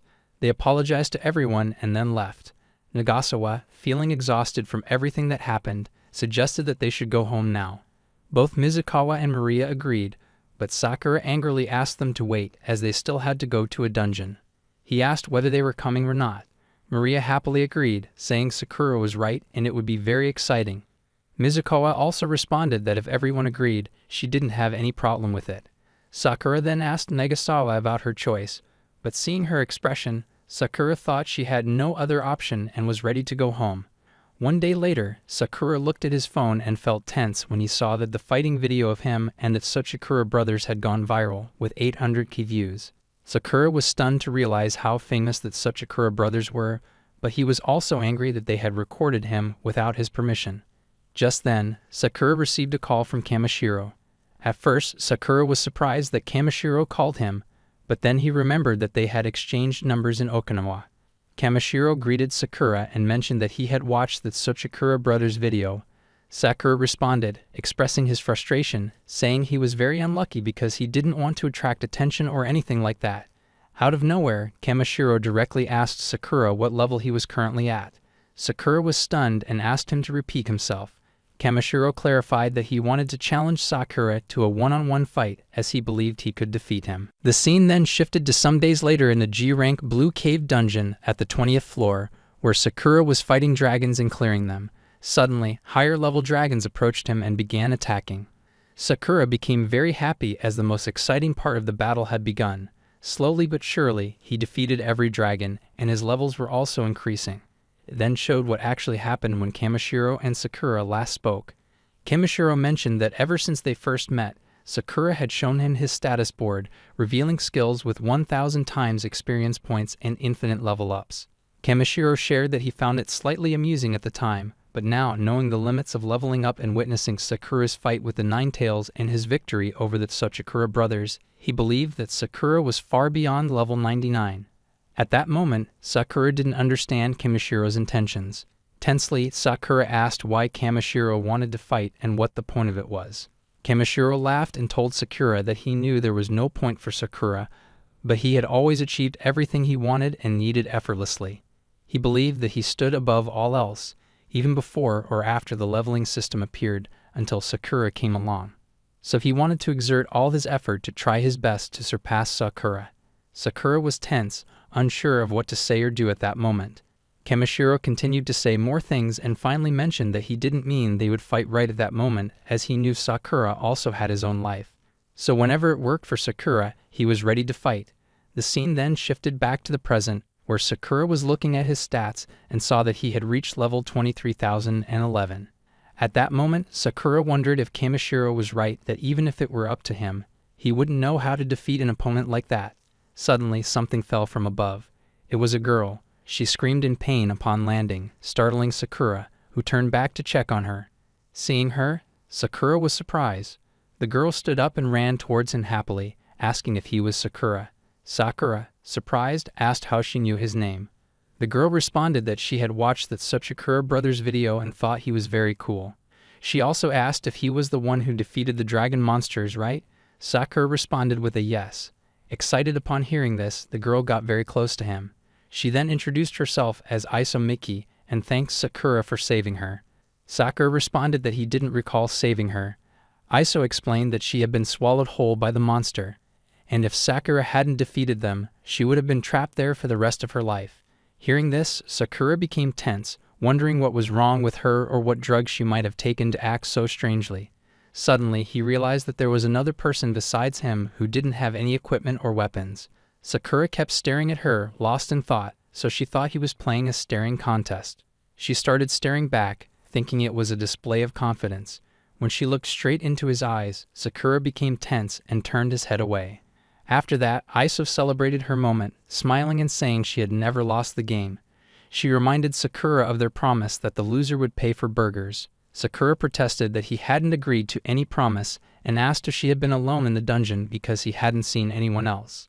Iso responded with a yes, saying that she explored alone. Sakura was stunned to hear this, wondering if it was possible to reach the 20th floor of the G-rank dungeon alone, without any gear or weapons, unless she also had infinite level-ups. Sakura then asked her what level she was at. After checking, she responded that she was level 22. She also mentioned that she knew it was embarrassing, but she was 18 years old. Sakura exclaimed that it wasn't possible because she would die in a G-level dungeon if she was only at level 22. Confused, Iso asked why Sakura thought she was lying and invited him to check her stats to confirm. As they were talking, a dragon monster suddenly appeared, grabbed Iso in its mouth, and flew away. Sakura was shocked but realized that if Iso was indeed level 22 and managed to reach the 20th floor, he needed to understand how. He observed the dragon playing with Iso, tossing her in the air and blowing fire at her. So Sakura used his magic cloud power to save Iso from the dragon. To his surprise, when he rescued her, he was stunned to see that she had no signs of wounds or injuries. He wondered what kind of person she was. Meanwhile, Iso was happy and smiling, sharing that they were holding hands. After saving Iso, Sakura asked if she was okay. Iso responded with an okay. He then asked again how she could be okay after such an ordeal. Iso started laughing at his question and replied that it was obviously because he had saved her. Sakura clarified that he didn't mean just being saved, but how Iso could take the fire head-on and get swallowed whole by the dragon without showing any signs of damage. Iso smiled and explained that it was because of her special abilities, which she hadn't told anyone about yet. Seeing her abilities, Sakura was stunned to realize that she had negation abilities, meaning that every attack against her was meaningless. Iso agreed with Sakura's assessment. He understood that she was essentially unbeatable.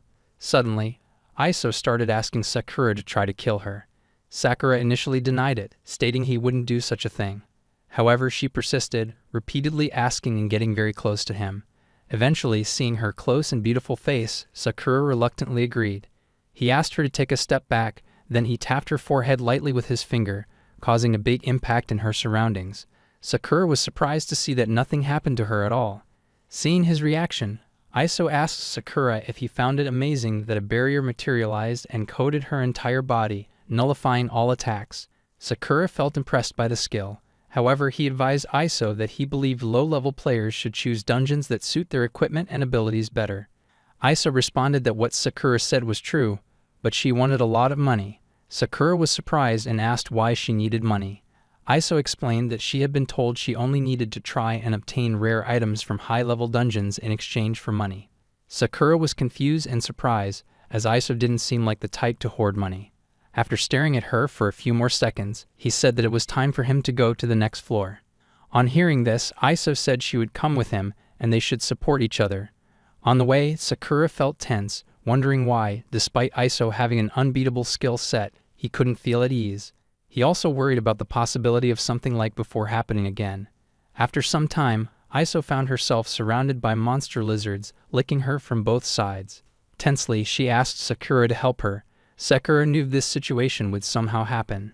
Iso shared that her vision was fading as she was surrounded by the monsters, and her body felt limp and unable to move. Sakura responded that the name of the monster suggested it was because of poison. Sakura noticed that Iso couldn't avoid debuffs or attacks that altered her body conditions. After finally defeating the monster lizards, she was saved, but he soon realized her body was poisoned and she couldn't move.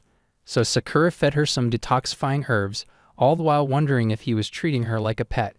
After she regained her mobility, she thanked Sakura for helping her. Sakura responded that it was nothing, but he still believed she should choose lower-level dungeons to level up safely. Iso smiled and responded with a firm no, explaining that she needed to quickly earn a lot of money, which she couldn't do in lower-level dungeons.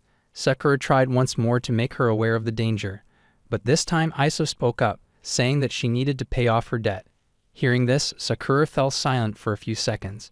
Iso explained that their parents had passed away, leaving them with a significant amount of debt, which she and her sister had to manage together. They were not well off financially. Her older sister tried to pay off their debts while also supporting Iso's education and providing her with pocket money when she went out. This showed that her sister was a truly caring person who always prioritized Iso's needs before her own. Iso continued, explaining that this was why she wanted to earn money and pay off their debts together. On one hand, it was to let their parents rest in peace, and on the other hand, it was to give her loving sister a chance to enjoy life. She smiled again and asked if she was rambling, admitting that she didn't know why, but she wanted to tell everything to Sakura. At that moment, Sakura was already emotional, remembering Maria's words about her parents. Iso shared that she was going to leave, but as she moved forward, Sakura held her hand and asked her to wait. She became very happy and asked him what was the matter. Sakura replied that it was nothing and apologized if he had made her uncomfortable. Sakura then hesitantly expressed that if it was alright with her, he wanted to help her complete the dungeon, whether it was by helping her level up or clearing the dungeon together. Iso looked at him with surprised eyes. At that moment, Sakura realized his words had come out in a jumble and apologized to Iso for possibly forgetting what he said. Iso held his hand and assured him that she wouldn't forget his offer to help, so please continue supporting her. Sakura wondered if he would have refused before, but perhaps it was because of Iso's determination that he agreed. Soon he realized it was mostly because it was too dangerous to leave Iso alone. On the way, Iso mentioned that it felt like having a little brother. Sakura thought this meant she saw herself as an unreliable older sister. Iso then shared that she felt going alone was very sad, but going with Sakura, who was level 20,000, was very reassuring. Upon hearing this, Sakura was visibly shocked, his facial expression changing suddenly. Iso became tense, wondering what had happened. Sakura started sweating nervously, trying to figure out how Iso knew about his level. Meanwhile, Iso continued to try to bring Sakura back to his senses as he seemed to be lost in thought and not hearing her. Sakura then tensely asks, how did she know about his level? To this, Iso responds that she accidentally took a peek while falling down, and that's how she knew. She was really strong. Sakura felt a bit relieved but was still tense about how careless he had been. She then said she would do her best to reach level 20,000. To this, Sakura responded that level 99 is the limit. Hearing this, Iso was stunned and asked, then how did he surpass that? Sakura got tense, thinking he should have kept his mouth shut, but also wondered if it wasn't common knowledge. Since she had already seen it, Sakura explained everything and asked her to keep it a secret. She responded with an okay. The scene then shifted to the 22nd floor, where the monster was a goblin that was only shooting fireballs at them. Heso got scared, but Sakura told her not to worry since the goblin seemed to know only one attack. She encouraged Iso to give it a try and defeat the goblin. Iso got ready for the fight and ran towards the goblin to attack. Seeing that its attacks didn't harm her, the goblin got scared. Sakura decided that he would intervene if necessary. After an hour, Iso finally defeated the goblin and leveled up by 13 levels. During that time, Sakura was eating and praised her, saying she did a good job. He then thought to himself that he didn't expect her to be able to do it on her own. Considering her damage immunity, which makes up for her low attack power, she would definitely win in a long battle. Sakura then asked as he said he would intervene if she needed it, but it seems like she didn't need him, right? Iso responded, what is Sakura saying? Iso absolutely needed Sakura. When Iso was alone, all she could do was flee and hide. It was only because of Sakura that she dared to try and fight. Sakura then saw the axe she was holding and asked what it was. Iso responded that it was a dropped item, and having a great weapon in hand meant it was time to charge forward. Afterwards, she slowly cleared up to the 30th floor and obtained the skill Flash Magic, along with 1/10 of the experience points needed. In the present time, Sakura and Iso had collected 5 more dropped items: Ex Machina, Exodia, Gargantua, Dragon Mail, and Stone Bomb. Sakura mentioned it was his first time seeing these items, so he didn't know their uses, but he was confident the Stone Bomb would work as its name suggests. Iso was very happy, thinking these items could be sold for a good amount of money. Sakura was also pleased, hoping Iso would be able to pay off her debts with the proceeds. On the 60th floor, Sakura encountered snake monsters in front of her and hesitated momentarily. However, seeing her sister's face in her mind, she became determined to defeat them. After the battle, she leveled up to 60 and acquired a skill called Magical Detoxification. On the 69th floor, Sakura encountered dragons, and despite her fear, she attacked, declaring that she wouldn't be swallowed by a dragon again.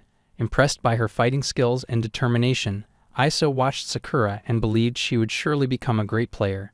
Finally, Iso upgraded to level 71. Sakura praised her, saying she didn't need his help after all. Iso smiled and responded that she definitely did. She was very afraid, so he had to come with her. Sakura then noticed the skill Magical Identification and asked what it was. Iso responded that he thought it probably helped her to learn more about monsters and item information. Sakura was shocked to learn about such an amazing skill, so she tried using the skill on her own weapon, and it showed that it was a destructive axe. Iso thought that the information might be limited because she was only at level 1. After that, they both tried to identify items with unknown uses, but they weren't able to see anything. Iso apologized, unsure if it was because of her level 1 status. Sakura asked why she needed to apologize and directed her to look at the dropped item on the floor before moving forward. The scene then shifted to the 40th floor, where Iso was amazed by the majestic yet cold room. Sakura noted that it was colder than usual and felt like they were nearing the lowest floor. Suddenly, the gate from which they entered closed, and Iso shared with Sakura that they were trapped. Suddenly, Sakura felt another presence and, upon closer inspection, discovered a floor boss named Dark Liger appearing out of nowhere. She shouted Iso's name to let her know about it and wondered whether the floor boss had been there since they entered. Iso commented that Dark Liger looked very scary. Sakura asked if Iso could use identification magic on it.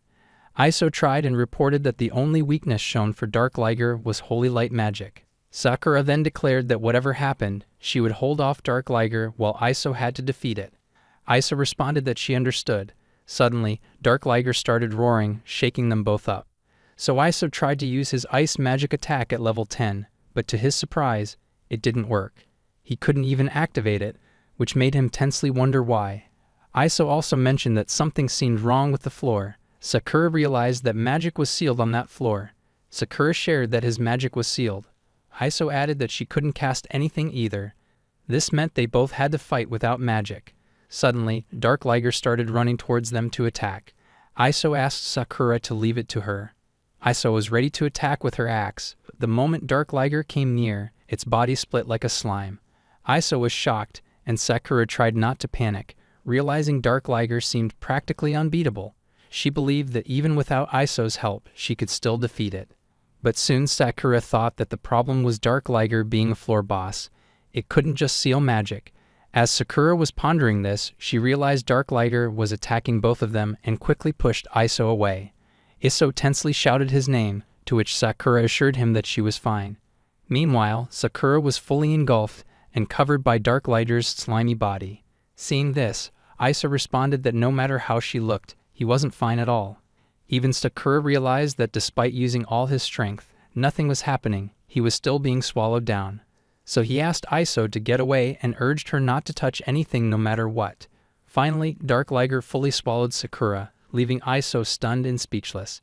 Inside Dark Liger, Sakura fell into a strange place and wondered whether it was the stomach of Dark Liger or another dimension altogether. Suddenly, he heard Iso shouting his name, and the voice was coming from below. He realized that he was trapped above in a crystal in that room. Sakura thought of escaping from it first. With all his strength, he punched the crystal, finding it very tough but not indestructible. He continued to punch it, thinking it wouldn't take long and hoping Iso could hold on until then. Dark Liger then tried to attack her, and she defended herself with the axe but fell to the ground. As she fell, Gargantua fell out from her dress. While dodging Dark Liger's attack, she heard a cracked sound in the process. When she moved to see, she noticed that Gargantua had cracked. Suddenly, a big blast occurred on the floor, and Dark Liger also took a defensive stance. In a moment, a giant Gargantua appeared there. Iso was shocked to see it, and Sakura, realizing the actual use of those items, wondered how Gargantua would fight Dark Liger. Iso was amazed by Gargantua's appearance and felt relieved because she no longer felt alone. Dark Liger attacked Gargantua, and Gargantua responded by punching Dark Liger. However, just like Sakura, Gargantua also got swallowed. Iso was tense and worried to see that Gargantua was also gone. As Gargantua fell beside Sakura, she got an idea. Meanwhile, Iso shouted that she wasn't done yet and would use one more item if necessary. She then took out Exodia and showed it to Dark Liger, but to her shock, nothing happened. Tensely, she tried shaking it, pulling it, and finally opening it. It turned out to look exactly like a lighter, so she lit the lighter, and suddenly a strange creature came out of it. The scene then shifted to 3 hours ago on the 38th floor, where Iso was sitting in a chair. Sakura told him she had something for him, to which he responded with an okay. Suddenly, he disappeared in front of her, and she became tense, asking where he had gone. Sakura greeted him from behind, which startled Iso. She asked how he had done that. Was it magic? Sakura replied with a yes, explaining that it was instant relocation from teleportation magic he had just learned from leveling up earlier. He also mentioned that since it was only at level 1, it cost a significant amount of MP, and he felt a bit nauseated after casting it, so he shouldn't abuse it. Sakura reassured him, thinking that he didn't have to worry too much about MP, and that he would get used to the feeling. Iso happily shared that she thought it was very interesting. Sakura also mentioned that it had been a while since he had gotten a new skill, so he was a bit excited. The scene then shifted back to the present time, where Sakura mentioned Gargantua's name, to which Gargantua responded with a yes. Sakura was shocked to see that Gargantua could talk. Despite this, she asked Gargantua for help, urging it to assist in destroying whatever obstacle, whether it be a wall or the ground. Then Sakura left. Gargantua responded that it was impossible because the space was created by a special crystal that couldn't be destroyed. Even if it could create a crack, it would repair itself. Sakura then asked Gargantua if it could use magic. Gargantua responded with a no. Sakura laughed, saying it was definitely impossible. However, Gargantua told Sakura that precisely she could use him as a conduit to release magic. Confused, Sakura asked what a conduit was. Gargantua responded that by touching him, the user could imbue him with up to 3 of their magic skills, but each magic could only be used once before needing to be set up again. Gargantua also noted that he couldn't use revival or healing magic under any circumstances. Sakura asked Gargantua about sealing magic. Gargantua responded that such attacks wouldn't work on him. Sakura was pleased to hear this and told Gargantua that they should leave the place. The scene shifted to Iso, who asked the strange fire creature if he was Exodia.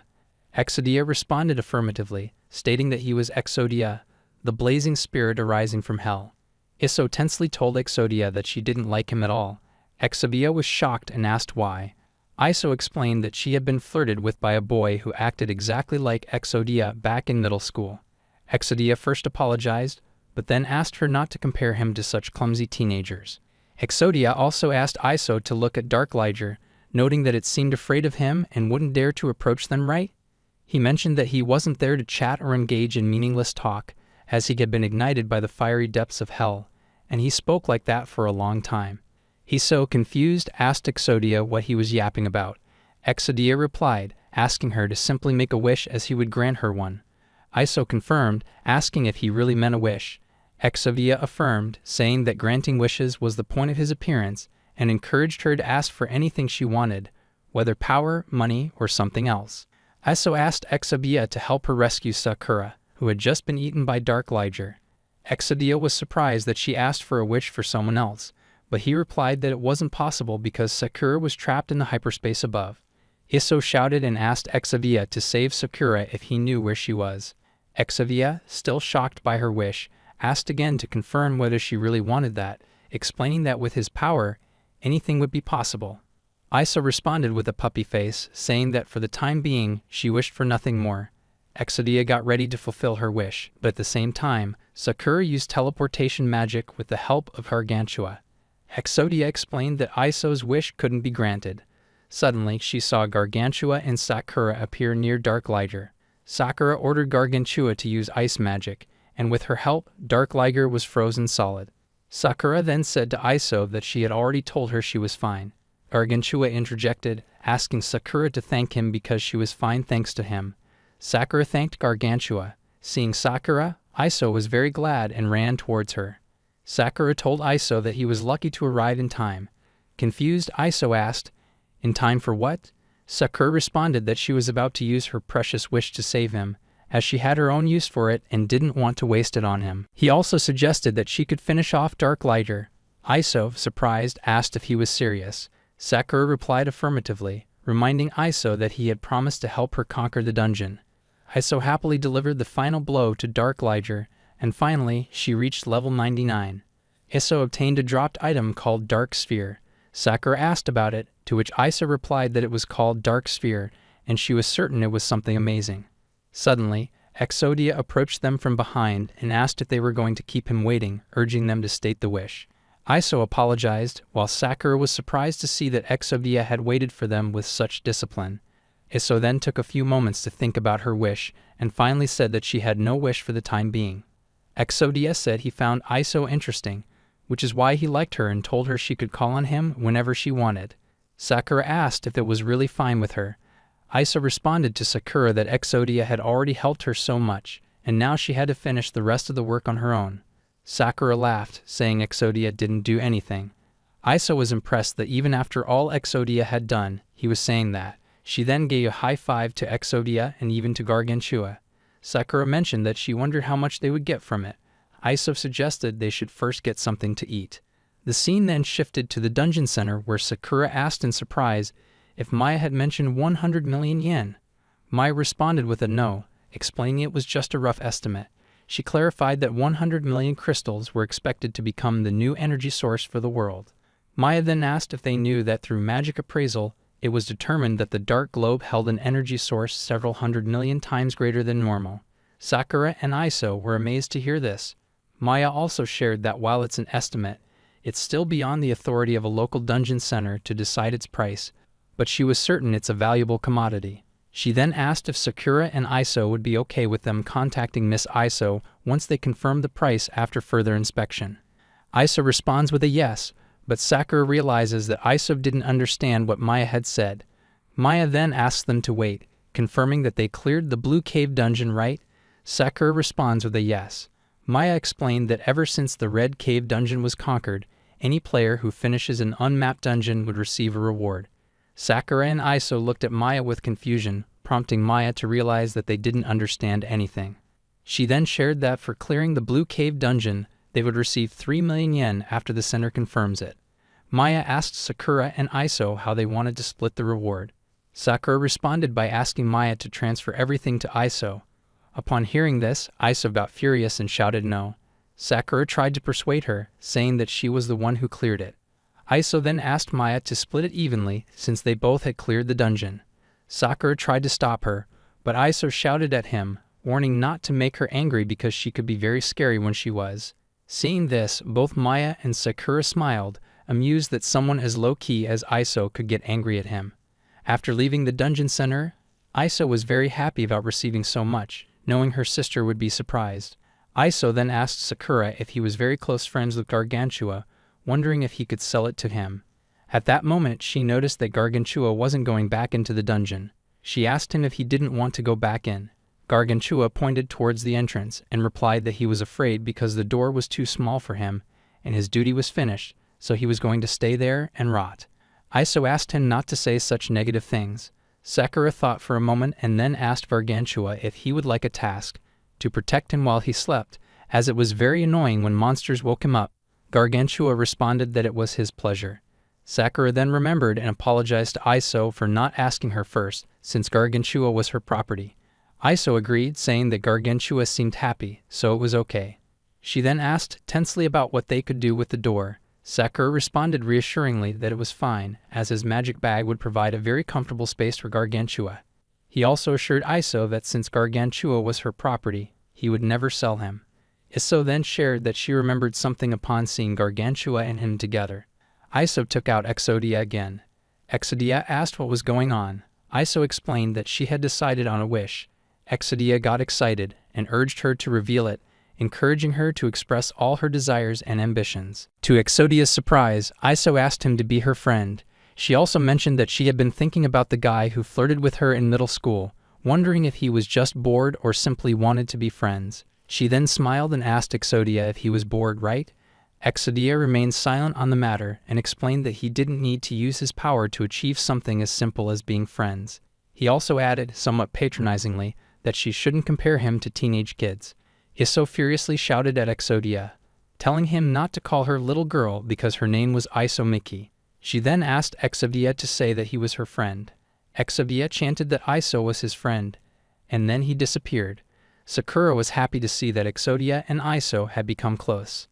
Iso then asked Sakura what they were going to do next. Sakura thought about Kamashiro's wish and then proceeded to tell Iso everything about his conversation with Kamashiro. Iso asked if Sakura was really going for a player versus player match. She wondered if it was against the Sachikura brothers. Sakura denied it, explaining that if it were them, he would have declined. He then explained that it was a friend of his, which was why he hesitated. It seemed like a meaningless fight to him, and he didn't care who won. Iso called his name, recalling that when they first met, he had immediately avoided her eyes. She said that now there was no need for meaning, but he shouldn't avoid his own friends. Then they both kept glancing at each other, but Iso got embarrassed and turned her face away. Sakura started celebrating his victory. Iso was fully embarrassed, hiding her face at that moment. At that moment, Sakura thanked her. Iso replied that it should be her saying thank you to him. With that, they said their goodbyes. Afterwards, Sakura opened his phone and messaged Kamashiro that he was ready for the fight. The scene shifted to the Senku no Renge group where they were fighting a floor boss. Kamashiro defeated the boss, surprising everyone since he had done it single-handedly. Kato asked tensely, "What was that?" Even Negasawa chimed in, noting that it had been a long time since they had seen Kamashiro so serious, and wondered if something was bothering him. Kamashiro responded that he was just excited. His excitement stemmed from Sakura's message indicating he was ready for the fight. The scene then shifted to a few days later at Sakura's house, where Kamashiro had visited and greeted Sakura with a good morning. He asked Sakura to come along with him as he wanted to show him his mining site. Sakura asked Kamashiro where he got Sakura's address from. Kamashiro responded that he couldn't say who exactly, but someone had told him. Sakura figured it must have been Maria. The scene then shifted to Kamashiro's mining site, where Kamashiro threw a ring towards Sakura. He explained that the ring, called Big Shell, was an item that could absorb hits for its user up to 3 times. When struck, it would gradually change from red to black before breaking. Sakura asked if whoever broke it first would lose, right? Kamashiro responded affirmatively with a yes, and asked if it would help Sakura fight with all his might. Sakura grew a little sad, asking if it was really okay since Kamashiro could end the battle in an instant. Kamashiro smiled and asked Sakura if he really thought that way, then why did he agree? Sakura responded that he felt he had to face his friends no matter what, and that was his thought process. Kamashiro shared that he thought Sakura had changed and asked if it was because Sakura had fallen in love with someone. They then ended their conversation and prepared for the fight. Sakura was confident that he would defeat Kamashiro, but at that moment he realized that he had never seen Kamashiro give it his all. At the start of the battle, Sakura's surroundings filled with ice, prompting him to wonder why only ice magic was being used and finding it peculiar. Sakura decided he didn't know what Kamashiro was planning, but he wouldn't hold back. So Sakura attempted to attack Kamashiro using teleportation magic, successfully landing the first strike and transporting himself far away from Kamashiro. Sakura became tense because he wasn't accustomed to using teleportation magic.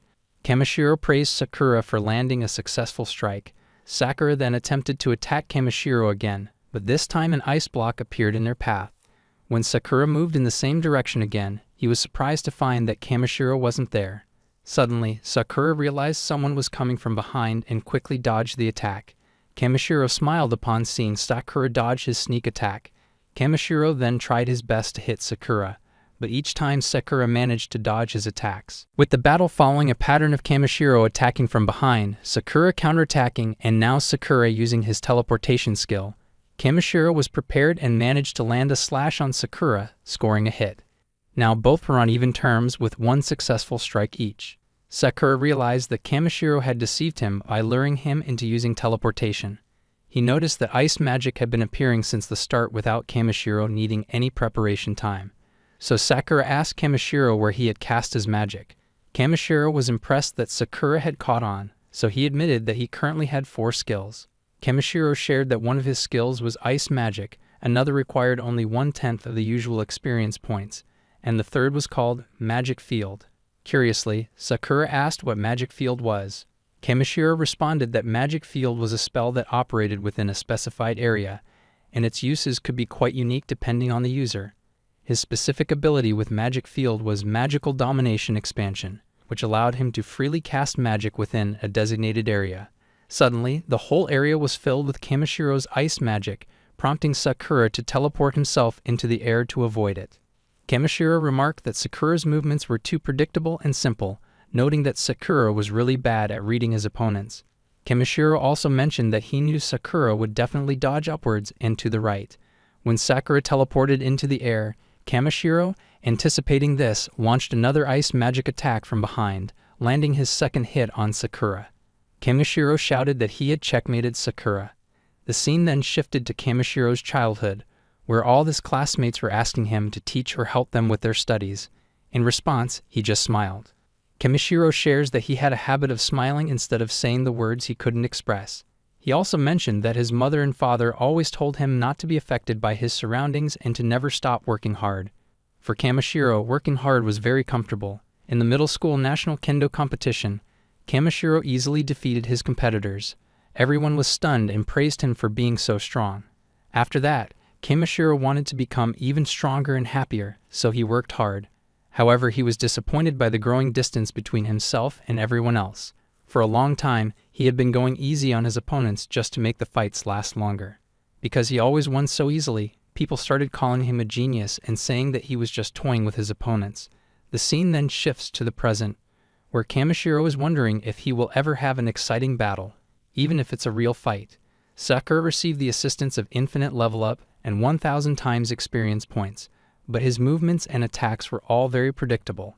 After a glance, Kamishiro thought that Sakura was only good because of his skills, but that wasn't the case. Sakura praised Kamishiro, saying he was very good. However, by good, Sakura meant just average, as he was now starting to use his real powers. Kamishiro then used his magic field to attack with ice magic from all sides.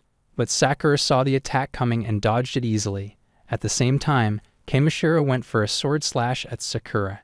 In defense, Sakura tried to punch Kamishiro down, but it was actually a bluff. Kamishiro used his magic circles against Sakura again. Sakura also used teleportation to get above the magic field. Then Sakura attacked Kamishiro with a spell. Kamishiro realized Sakura was casting a spell on him, but wondered why he was doing it from such a distance. So Kamishiro decided to strike Sakura with ice magic. Meanwhile, Sakura was shocked to find that he couldn't use his magic field. The scene then shifted back to Kamishiro's school days, where he was practicing taekwondo. Kato approached Kamishiro and asked if it was really fun practicing alone. Confused, Kamishiro asked who he was. Kaito replied that he was also a first-year student. Upon hearing this, Kamishiro asked what Kaito would do about it. Furious, Kaito grabbed Kamishiro's collar and said that Kamishiro's attitude was getting on his nerves because he didn't respect a fight. Kaito asked Kamishiro to at least give his best. Kamishiro smiled and challenged Kaito to make him pay for it, as he believed he could defeat Kaito with just one hit. Suddenly, Nagasawa arrived and asked both of them to stop fighting. Kaito furiously asked what was going on. Nagasawa responded that Kaito couldn't fight like that because they would get in trouble if anything happened, and the first-year students would face the consequences. She also mentioned that there's a rule in their school where matters can be resolved through sword fighting instead of words. Nagasawa added that she knew Kaito couldn't defeat Kamishiro on his own, which is why Kaito was afraid. Kaito was about to say something furiously, but before he could, Nagasawa asked Kamishiro how he felt about a 3-versus-1 match. She also expressed that she didn't care about any rumors regarding Kamishiro being a genius. She then asked Kamishiro if he wanted to fight with all his might, and that's what he got. Kamishiro was tense, unsure of what to do. Kaito then told Kamishiro not to think he couldn't beat him, emphasizing that the only thing truly unbeatable was a real genius. The scene then returns to the present, where Sakura, unable to cast a spell in the magic field, remarked that creating a magic circle in a specific area seemed difficult. Suddenly, he attacked Kamishiro, but to Kamishiro's surprise, nothing appeared in front of him. Suddenly, out of nowhere, Kamishiro felt something coming from behind. He quickly realized and wondered if Sakura had teleported a magic circle behind him. Sakura then used lightning magic. At that moment, Kamishiro remembered Kaito's words that the only unbeatable thing was a true genius. Now both had 2 strikes against them, leaving just 1 strike remaining for someone to win. Kamishiro was delighted to see Sakura using his full power, so he jumped towards Sakura to attack with his sword, limiting the magic field for greater precision. Kamishiro also used ice magic to reshape the ice, enhancing his speed with additional movements. Seeing this, Sakura was stunned and wondered how much practice Kamishiro had put in to learn those skills. Sakura began dodging the attacks. Kamishiro was pleased that Sakura had finally started using his intuition to predict when to dodge. Kamishiro also noticed that Sakura could combine magic, but now comes the twist. Kamishiro had a trump card in the form of his new skill, cloning magic level 10. So Kamishiro used his clone to attack from both sides, but to Kamishiro's shock, Sakura used teleportation magic and ice magic together to counter. Sakura then mentioned that Kamishiro had revealed he had 4 skills. Kamishiro realized that Sakura was right. He had mentioned it at the beginning of the fight. It was Kamishiro's mistake for forgetting that Sakura knew about his skills. Sakura then landed a decisive blow on Kamishiro, and finally, the battle came to an end. Thus, the winner between the monstrous player Sakura and the genius Kamishiro was Sakura.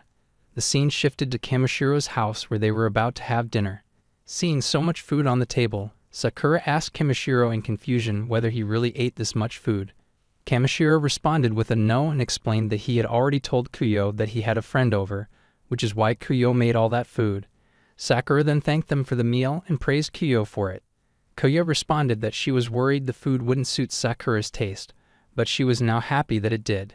Kamishiro then thanked Sakura again and admitted that he had failed miserably in the battle. Sakura responded that it wasn't like that, mentioning that despite the level difference, he had struggled a lot as well. They then had some conversation, and finally, Kamishiro asked Sakura to get straight to the main topic. Sakura looked at Kamishiro with confusion. Kamishiro then asked Sakura how he felt about officially joining Senku no Girin. Sakura responded that he would refuse the offer. Upon hearing this, Kuyo came very close to Sakura and started staring at him intently. Both Sakura and Kamishiro felt tense due to Kuyo's intense stare. Kamishiro then asked Sakura for the reason behind his decline. Sakura responded that being in a guild and knowing exactly what to do next was kind of boring to him. Kamishiro smiled, acknowledging that Sakura's reply was definitely something he expected. Sakura then asked if he heard correctly that Kamishiro was determined to conquer the A-rank dungeon, implying there must be a special reason beyond just completing it. Kamishiro smiled and asked Sakura what he thought a dungeon was. Sakura looked confused. Kamishiro then explained that it had been a year since dungeons appeared, but understanding the leveling system and monster drops was still beyond their grasp and only accessible to the chosen ones. The scene then shifted to Iso's sister, where a boy named Dummy came and greeted Iso's older sister, Mika. Mika was staring at a photo of Iso at that moment. Dummy asked if she was still looking at a photo of her little sister. Mika responded with a yes. Dummy then asked why she was looking at a photo when she usually video called Iso. Mika became angry and made a furious face, saying there was no signal. Suddenly, she jumped towards Dummy and explained that Iso was in the dungeon. She was really worried because Iso had cleared a rank 6 dungeon with a boy. Dummy realized that something serious was going to happen. In anger, Mika shouted that she wasn't going to let Sakura get away with what he had done to her precious sister. Dummy asked her to calm down, assuring her that he believed in her theory. Mika calmed down and asked Dummy to forget everything he had heard, saying that nowadays anything was possible at any age. The scene then showed Mika's badge, which indicated that she was a researcher at the dungeon center. The scene shifted back to Kamishiro's house where he was sharing his desire to understand why, for what purpose, by whom, how, and what a dungeon was. He wanted to know everything, and he believed the answers lay inside the A-rank dungeon. Sakura responded that he understood, but he had never really thought deeply about it. Whatever the case, he just wanted to thank the dungeons for giving him friends. Kamishiro started laughing. Confused, Sakura asked what was so funny about it. Kamishiro responded, saying he thought Sakura had really changed. Sakura replied that Kamishiro had already said that, but he didn't think it was necessarily a good thing. Kamishiro assured him that it was indeed a good thing, but deep down, he wondered if someday everyone would grow tired of it. Kamishiro also mentioned that it was a never-ending cycle because as long as Sakura was a player, he couldn't avoid meeting others. Kamishiro expressed his belief that Sakura would surely encounter plenty more changes in the future. Sakura laughed and replied that he was looking forward to it. After that, in the city, people were talking about Iso. They believed that a girl, who was the strongest female player, had completed the rank 6 dungeon. They even heard that the girl didn't need protection. She simply used an axe to conquer the dungeons. Additionally, she was accompanied by a terrifying, bloodthirsty monster. Some people were scared by this, but others shared that the most surprising thing was the girl's kind and soft-spoken nature. The scene then shifted to the 14th floor of the rank G Misty Depths dungeon, where Iso was searching for something and was shocked to find that it wasn't in her bag. She started crying a bit, lamenting that she had been looking forward to eating it as a reward. Exodia became tense over Iso's childish behavior of crying over a hamburger, so he asked her to stop crying and move forward to the next floor. Suddenly, Iso stared at Exodia with a weird look. Exodia asked her what was with her weird expression and mentioned that he hadn't eaten anything. Iso furiously clarified that she never said it was a hamburger. Exodia, feeling tense, tried to change the subject and complimented Iso on her new nails, asking if she had gotten them done recently. Iso shouted again that there was no one else but them, and she asked Exodia if he had eaten while she was sleeping. Exodia repeatedly shouted back that he hadn't eaten anything. However, Iso remained stubborn, insisting that he had eaten and calling him a big liar. Exodia got angry and retreated back into the lighter, saying that Iso was too stubborn, so goodbye. Iso, equally angry, responded that it was fine and that she was also going to ignore him forever. On the deepest floor, the 15th floor, Iso was moving forward and tried to chat with Exodia.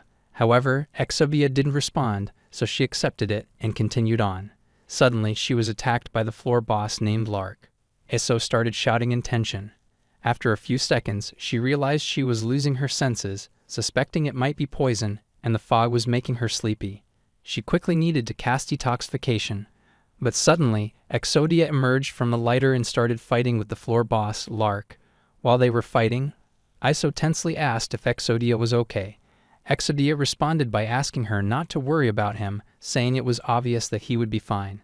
Hearing this, Iso gained some courage and picked up her axe to attack. However, the monster captured her axe. Left with no other option, she used a flash magic attack on the floor boss, Lark, and finally, the floor was cleared. Iso asked again if Exodia was okay. Exodia responded with a yes. Iso then picked up the dropped item, named the Mirror of Memory, which allowed her to view what had happened in the past at that exact location. So she happily asked the mirror to show the time when they were resting and her hamburger went missing. Exodia got tense and quickly asked her to wait.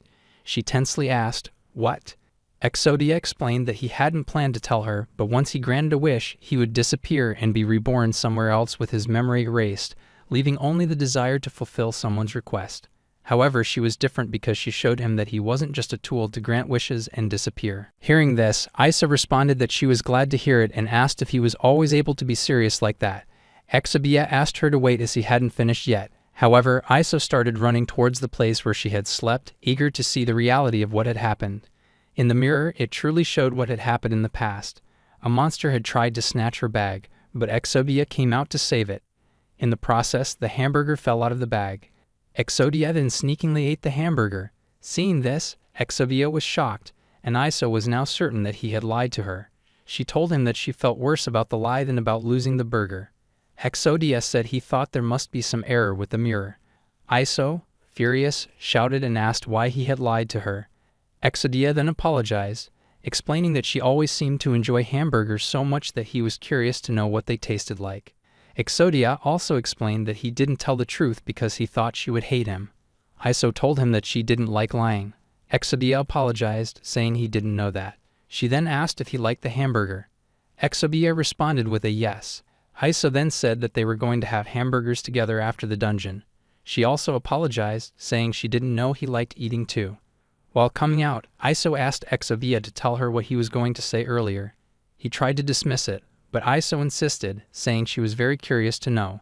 Exodia then revealed that he was never actually going to grant her wish. Iso didn't understand what he meant. As they reached the dungeon exit, she stepped out and celebrated, excitedly announcing that she had conquered another dungeon. Next, she thought of telling Sakura about it, so she started typing a message. Exodia asked her why she didn't call him directly. Iso responded that she wasn't sure why she didn't call, but she felt strange when it was Sakura on the other side. Exodia thought for a moment and then sneakily pressed the call button on her phone. Iso shouted that he was bullying her, to which Exodia laughed. Just then, Sakura picked up the phone and greeted hello. They both had a conversation, reflecting on how a whole year had passed since the dungeons had arrived. Let's see what happens with Sakura before Iso calls him. Sakura shared that ever since he and Iso completed the Blue Cave dungeon, 2.5 months had passed, and without much thought, he focused on finishing as many dungeons as possible. And his level was around 40,000, and he had acquired some new skills. abnormal status self-recovery, magical resistance, septuple magical efficiency, and reduced experience points needed by 1/20th. So as a result, he received a lot of attention, with people praising him and having crushes on him. One day, while Sakura was going somewhere, Sakuraba came out of nowhere and asked Sakura if he could have his autograph. Seeing Sakuraba, Sakura recalled everything from the past. Sakuraba shared with Sakura that he had heard some news about him being the man who took advantage of Team Senku no Guren, the myth who was hiding behind the skirts of the strongest solo player, Iso Miki, and the legend that staged the fight against the Sochikura brothers for fame. Sakuraba commented that he felt great after meeting Sakura, remarking that Sakura was still just a useless boy. Sakuraba's group of boys stated that Sakuraba was really great compared to Sakura, noting that Sakuraba had just finished a J-rank dungeon. Sakuraba also asked Sakura to give him his wallet, assuming it wouldn't be a problem. Sakura silently watched them. Sakuraba's group made fun of him. Sakura then commented that Sakuraba hadn't changed. He was still acting like an asshole. After Sakura disappeared, Sakuraba and everyone else became tense, wondering where Sakura had gone. Feeling offended by Sakura's attitude, they decided they had to catch him no matter what. The scene shifted to where Sakura had been teleported. Sakura didn't want to waste time with Sakuraba, so he used teleportation. There, Sakura accidentally bumped into a boy and apologized. When they looked at each other, the boy asked Sakura if he was Sakura, right? Confused, Sakura also asked the boy if his name was Aizuan. There, Sakura remembered his past when his teacher was questioning him. The teacher confirmed that Sakura had said he was trying to stop Aizuan from bullying, and that's why he had fought with Sakuraba, right? Sakura responded with a yes. The teacher then reiterated that according to Sakura's classmates, no one was aware of any bullying taking place, and even Aizuan himself denied being bullied. Because of this, Sakura was expelled from the school. The scene shifts to the present where Aizuan shares that he had been following all the news about Sakura, and as a player, he really looks up to him. Sakura asks if Aizuan is a player now, to which Aizuan responds with a yes. Aizuan also mentioned that he had dropped out of school and admired Sakura's bravery. He apologized for not admitting he was being bullied, which led to Sakura getting expelled. Sakura responded that he didn't mind because the ones at fault were Sakuraba and the others. Aizuan was impressed with Sakura and commented that girls must flock to him, right? Sakura asked him to keep quiet about it, as he was just speaking his mind. Aizuan thanked Sakura again for his help last time. Then he asked Sakura what he thought of him, as a friend, a classmate, or a pathetic bully kid. Sakura honestly responded that he didn't really know. Sakura was about to say more, but before he could, Aizuan said goodbye to him. Sakura felt tense, but he also bid goodbye to Aizuan. After that, Aizuan and Sakura went their separate ways. Here, Sakura was pondering about the F-rank dungeon he had come to search, when suddenly out of nowhere, he received a call from Iso. He quickly picked it up, surprising Iso. On the other side, Sakuraba and his group were searching for Sakura, but during that process, they came across Aizuan. Sakuraba became happy and approached Aizuan, greeting him by saying they were having quite a bit of useless trash for the day. Sakuraba smiled and suggested they have a chat. The scene shifted back to Sakura, who was talking with Iso. Iso shared the whole story of Exodia and Hamburger. Sakura laughed upon hearing it and asked Exodia if no one could resist such a delicious thing, right? Exodia responded with a yes, knowing that Sakura would understand him. Iso got angry and shouted that now Exodia and Sakura were taking sides. Sakura laughed again, which made Iso blush. Iso was happy to see Sakura laughing so much, noting how different he looked. Exodia also mentioned that Sakura did seem a bit enthusiastic. Sakura then asked Iso if she remembered when he told her why he dropped out of school. Iso responded with a yes. Sakura shared that he tried to forget about it, but deep down, it still ached bit by bit. He felt helpless because he couldn't do anything, and because of him, Aizuan's bullying got worse. However, today he met Aizuan and chatting with him made him very happy. The scene shifted to Aizuan and Sakuraba, where Sakuraba and the others were apologizing to Aizuan because they had been defeated by him alone. Aizuan laughed sarcastically and asked Sakuraba to apologize for not being the useless nobody he remembered. Sakuraba furiously shouted and asked how someone like Aizuan could defeat them when they were all at level 99. Aizuan laughed and said he would reveal something. His level was actually 10,000. Thus, another person with an infinite level up had appeared, but this one was corrupted by the pride of having such skill. The scene then shifted to some days later at the G-Rank dungeon, the dungeon of Endless Desert. Sakura heard some voices and woke up. He wondered why he had been sleeping. When he opened his eyes, he saw two people asking him if he was alive or not. Sakura remembered that he had been poisoned. The boy asked the girl to bring out the panacea they had. Sakura stood up and recalled a past incident where he had mistaken a poisonous eggplant for a vegetable, causing him to become poisoned and faint.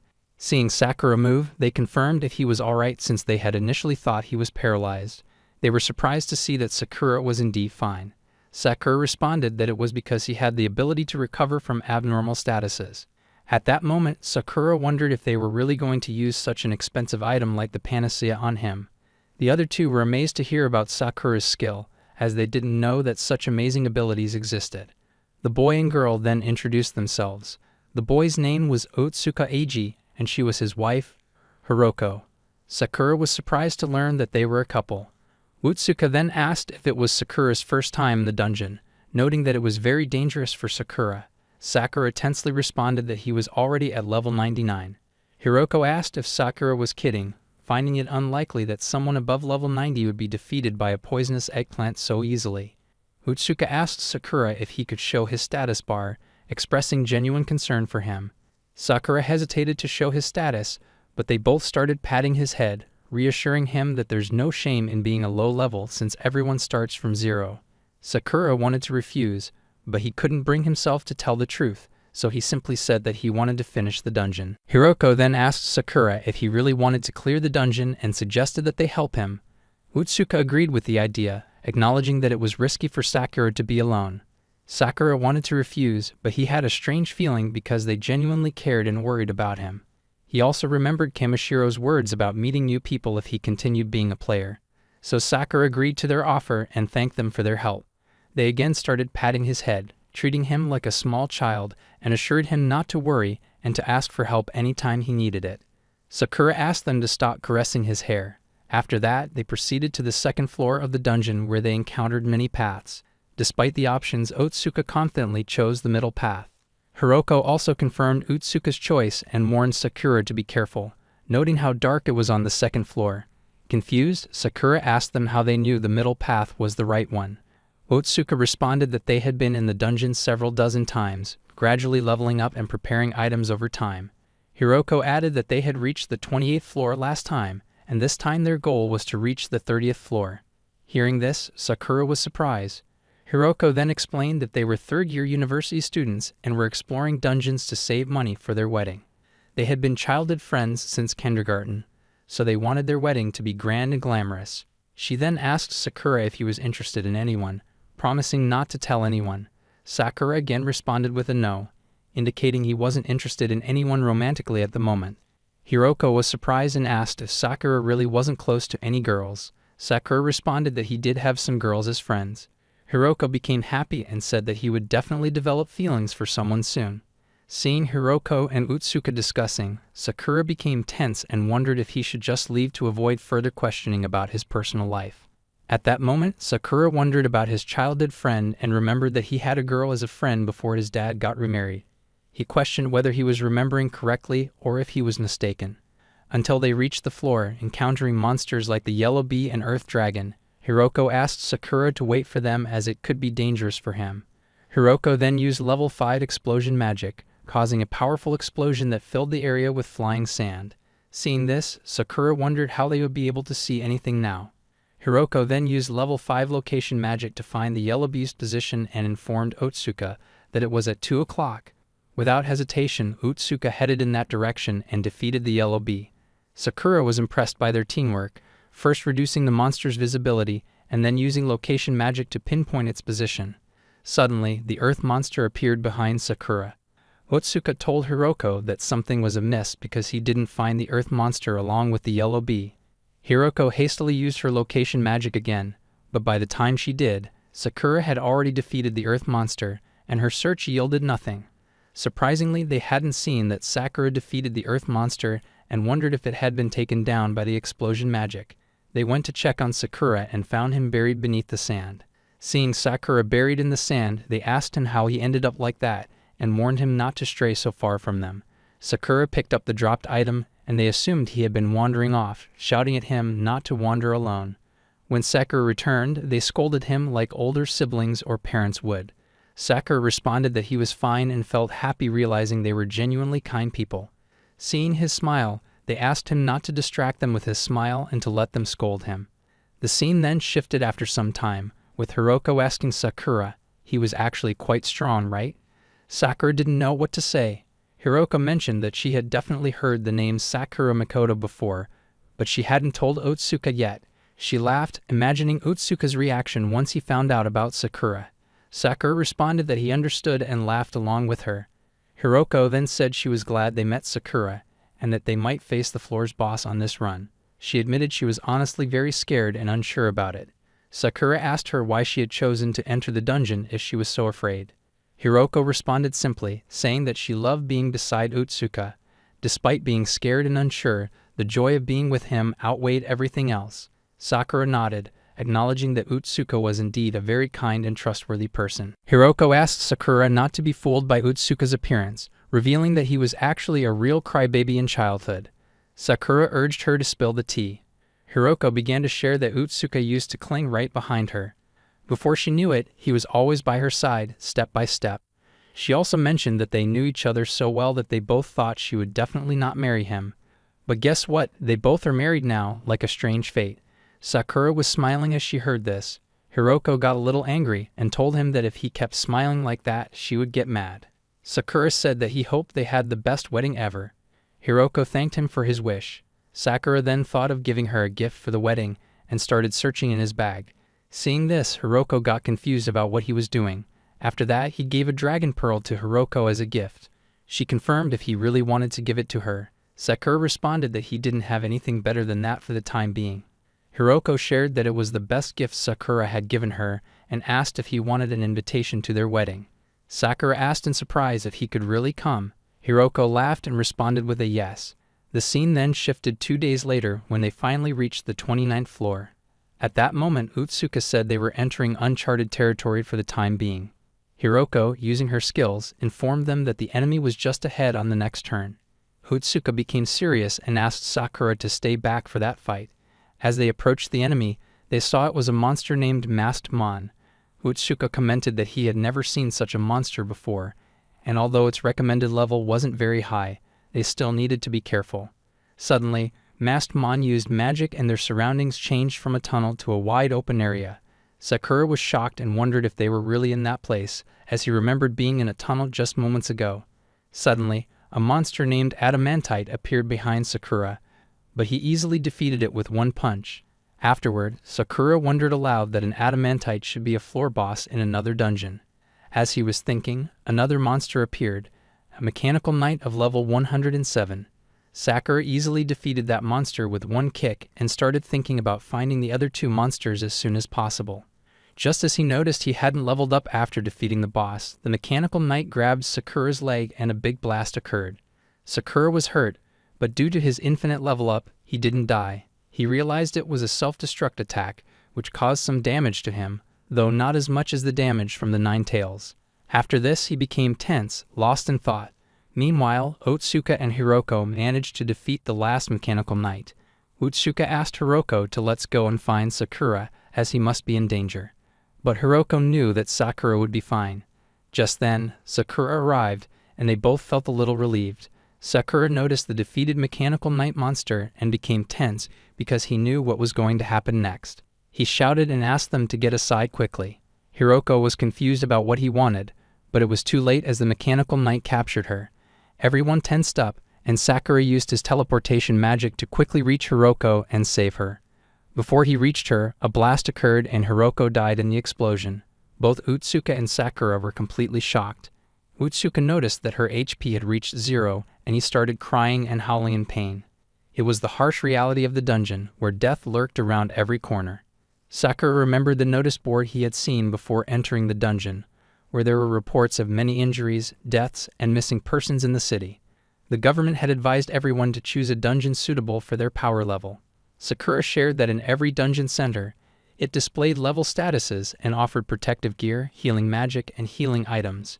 In a world where nothing made sense anymore, one thing remained unchanged: Humans were very fragile. The scene returned to Sakura, where he told Otsuka that he knew someone who could use revive magic. He asked Otsuka to let him move her using teleportation magic so that he could try something. Otsuka shouted and asked Sakura to look at the HP bar above Hiroko. Sakura remembered hearing that when someone dies, their HP bar shows as 0 and gradually fades away before disappearing completely, and the time displayed was 3 hours. Otsuka shouted that he didn't know what revive magic could do, but they had spent 3 days reaching the 29th floor, making it impossible for them to get back within 3 hours. Sakura suggested using a panacea or administering first aid to her wounds and lungs to mitigate the shock. Otsuka shouted at Sakura to be quiet and thanked him for thinking so much, but now nothing could be done. Suddenly, to their surprise, Hiroko's bag began to glow, and the dragon pearl came out from it. A beam of light emitted from the dragon pearl, and to their shock, Hiroko came back to life. She asked if she had fallen asleep. Sakura initially turned away, embarrassed. Hiroko became confused, then embarrassed when she realized she was naked upon looking at herself. Tensely, Hiroko asked where her clothes had gone, but Otsuka started smiling tearfully with joy and hugged her. Confused, Hiroko asked what was happening because he was scaring her. Meanwhile, Sakura wondered about the dragon pearl. Hiroko asked again why Otsuka was crying. After some time explaining everything to her, she was shocked and asked if she had really died. Otsuka confirmed it with a yes and explained that she had been revived by the dragon pearl. Hiroko was surprised and said she couldn't recall any of that, but she did remember having trouble breathing. At that moment, both Otsuka and Sakura were in a sad mood, kneeling on the ground. She then asked them to get up, saying it wasn't the time for mourning, and now that she was back, they should head towards the next floor. To her shock, Otsuka told her they were heading back home. Hiroko asked in confusion, "What?" Otsuka responded that they were turning back because what had happened was a miracle, but he couldn't endure going through something like that again. He started crying again. Hiroko came over, held his face, and asked if he knew he would protect her, right? She asked Otsuka not to be a crybaby, admitting she had been careless. She expressed gratitude that he was there for her but emphasized they needed to think like players, treating it as their last dungeon and finishing it at all costs. Sakura watched their reactions and for some reason showed them his status.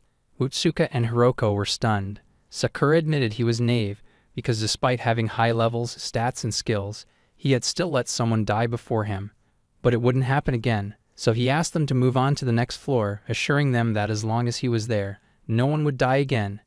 Otsuka thanked Sakura for opening up to them and expressed regret for relying on someone younger to carry all the weight, apologizing for being useless and pathetic. Otsuka also thanked Hiroko, acknowledging that she had made him realize he truly wanted to finish the dungeon with both of them.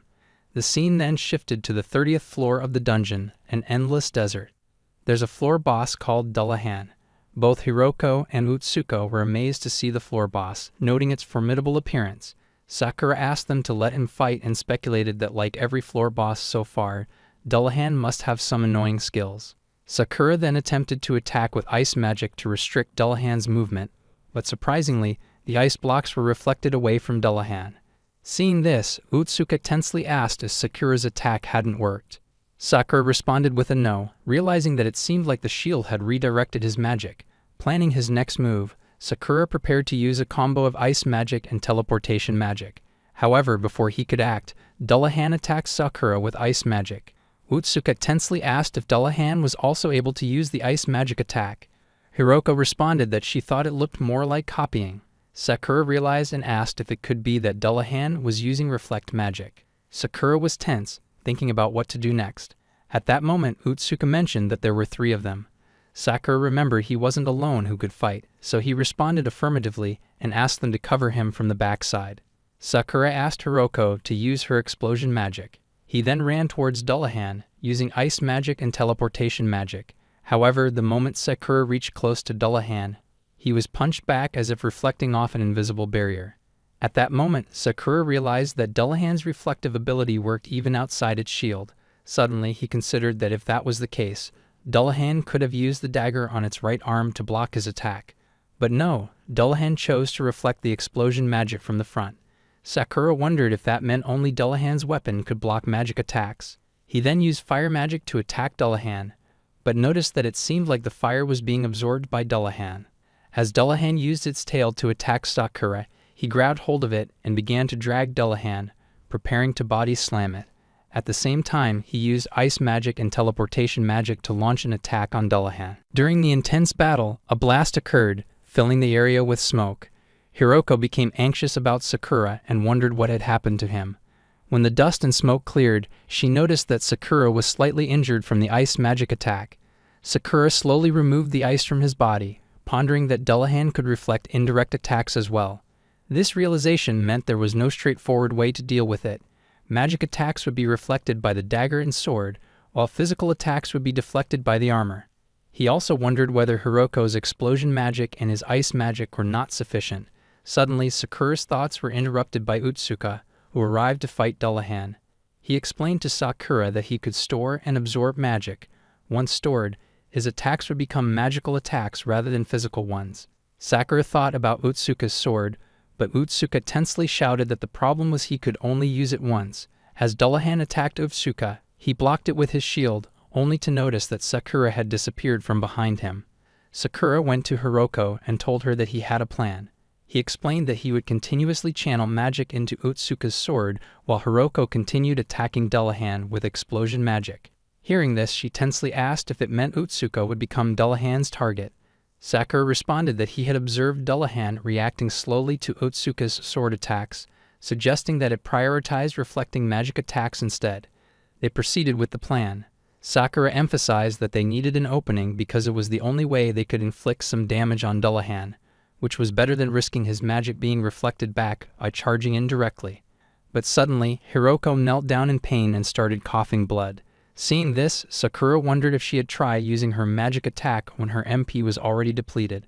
Hiroko sadly apologized, unable to keep up with them. Seeing her in that condition, Utsuka remembered the last incident when Hiroko had died, causing him to become distracted from the fight. Despite this distraction, he managed to block Dullahan's attack with his shield.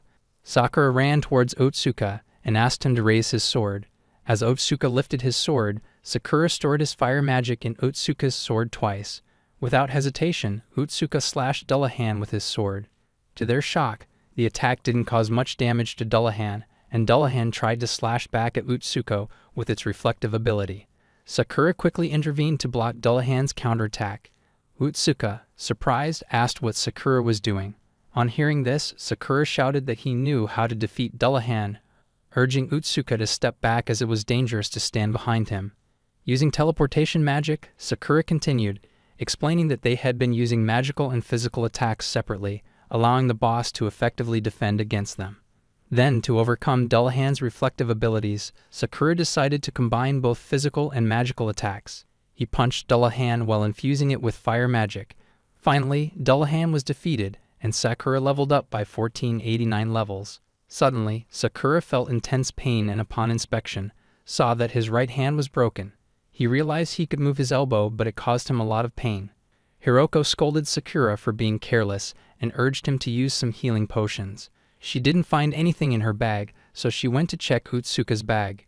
Utsuka smiled and suggested to Hiroko that she should rest, expressing relief that everyone was safe. Hiroko shouted at Utsuka, saying only he could move, so he should hurry up and take out some healing potions. Utsuka realized he had forgotten to do first aid in the joy of winning, so he apologized and then treated them both with potions and bandages. Sometime later, the scene shifted outside the dungeon center in Tokyo. Sakura was amazed by its size, having never seen such a large dungeon center before. There, Sakura asked Utsuka if he could go inside and take a look. Utsuka asked him to calm down and explained that they were exhausted, so Sakura would have to wait for them. Sakura apologized. After a few minutes, they all sat on a bench inside the dungeon. Hiroko had already fallen asleep from exhaustion. Sakura mentioned that he thought the long queue had tired her out. Utsuka responded that the Tokyo Dungeon Center typically bought items at higher prices for research purposes, which attracted many players, hence the standard 1-hour wait. Sakura nodded in understanding.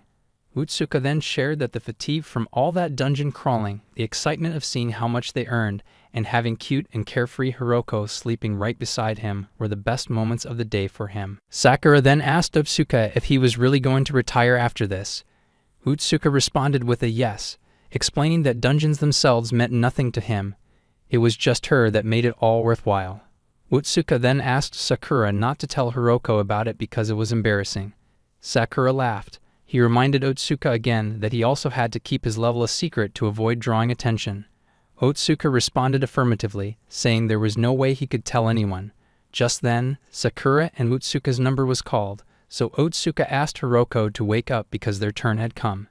After some time, both Hiroko and Otsuka were surprised to find out that the item dropped by the floor boss was only worth 500 yen. The receptionist, Lily, responded affirmatively, explaining that the Sword of Karma was a high-damage weapon with the ability to deflect magic attacks. However, while equipped, the user's SPD would be reduced to 0, effectively turning the sword into a cursed item that rendered the wielder unable to move. Otsuka became tense, finding it too frightening since they had also touched it. Hiroko reassured him, mentioning that Lily had also touched it without any ill effects. Meanwhile, Sakura thought the Sword of Karma looked very powerful, so he asked Otsuka if it would be okay for him to take the sword. Otsuka responded affirmatively, acknowledging that Sakura was indeed the one who defeated the boss. Lily then informed them that excluding the sword, they had obtained 7 other items, and with the reward for clearing the dungeon, their total reward amounted to 35,000 yen. She asked them how they wanted to split it. Otsuka asks Lily to split it in half for Sakura and Otsuka's family. When Sakura hears this, he is shocked and angrily looks at Otsuka. He then asks Lily to divide it into 3 parts for all of them. Hiroko and Otsuka get tense and smile, realizing that Sakura caught them. Sakura responds that he knows they might feel a bit awkward, but they have to accept it and hold the best wedding ever. Hiroko praises Sakura for being so nice. As they all start heading back, Lily stops Sakura and says they have something for the 6th-ranked player, Sakura. All 3 look at Lily in confusion, and Sakura asks, "What rank?" Lily is surprised and asks, hasn't Sakura heard that the government released a ranking based on income a few days ago to encourage players' motivation? When they all look at the leaderboard, they are shocked to see Sakura at rank 6 with a total income of 53,905 yen. Hiroko was stunned to see that the number 1 player, Iso, was only 18 years old. Sakura was shocked that Iso was number 1 and noticed that the entire Senku no Girin team was also on the list. Suddenly he saw Maria's name and was surprised to find her team included as well. Otsuka was stunned and asked, "Does Sakura really know Maria the model?" He also noticed that Aizu and Yoda was ranked 15th with 18,355 yen. Lily explained that the ranking was based only on income and that the strongest player would be determined at the upcoming tournament. She then handed Sakura an invitation card, saying that higher-ranked players were given priority for the slots. Sakura refused to take the invitation, saying he wasn't going to participate. To Sakura's surprise, Hiroko stepped forward and accepted the invitation card on his behalf. Hiroko told Sakura that if he still didn't want to participate by the time of the tournament, he didn't have to. Sakura hesitated, and Hiroko said that she thought having more options was much better. She asked Sakura not to miss out on such an opportunity since he was very strong. She also added, "Who knows when we might die?" Sakura accepted the ticket, saying he really couldn't understand what they were thinking. He then began wondering what would happen if he joined the tournament. Suddenly, out of nowhere, everyone noticed Sakura inside the dungeon, and people began talking about him. Some asked for autographs, while others requested money. Seeing this, Otsuka was shocked and asked Sakura in confusion whether he was really this famous. Otsuka also apologized for bossing him around in the dungeon like that, and wondered how one could repay such earthly sins. Hearing this, Sakura was confused by Otsuka's sudden change in behavior and responded that it was okay, as he did the same things sometimes. Hiroko laughed and asked Sakura if Otsuka was cute, to which Sakura smiled and agreed with a yes. After leaving the dungeon center, Hiroko told Sakura that they would send him their wedding invitation card. They all had a lot of conversation before their final goodbye. After exchanging greetings and thanks, they went their separate ways. As Sakura moved forward, thinking about raiding the next dungeon, suddenly a girl came from behind and blew air into his ear. Sakura was stunned by the unexpected gesture. Seeing this, the girl started laughing at Sakura's reaction, finding it very funny. She also commented that she thought he was very shy and cute. Sakura felt tense upon seeing her appearance, dressed like a cat, and wondered what exactly she was. The girl asked if she had caught his attention and requested a photograph with him. Sakura declined directly. She then got closer and asked how about teaming up together. Sakura firmly responded with a no, stating that he was fine on his own. The girl happily interpreted this as agreement. Sakura reiterated with another no. Confused, she asked why he was using honorifics, then leaned in to whisper in his ear again. Startled, Sakura quickly ran away from her, putting some distance between them. As he stood at a distance, Sakura's mind was filled with many questions.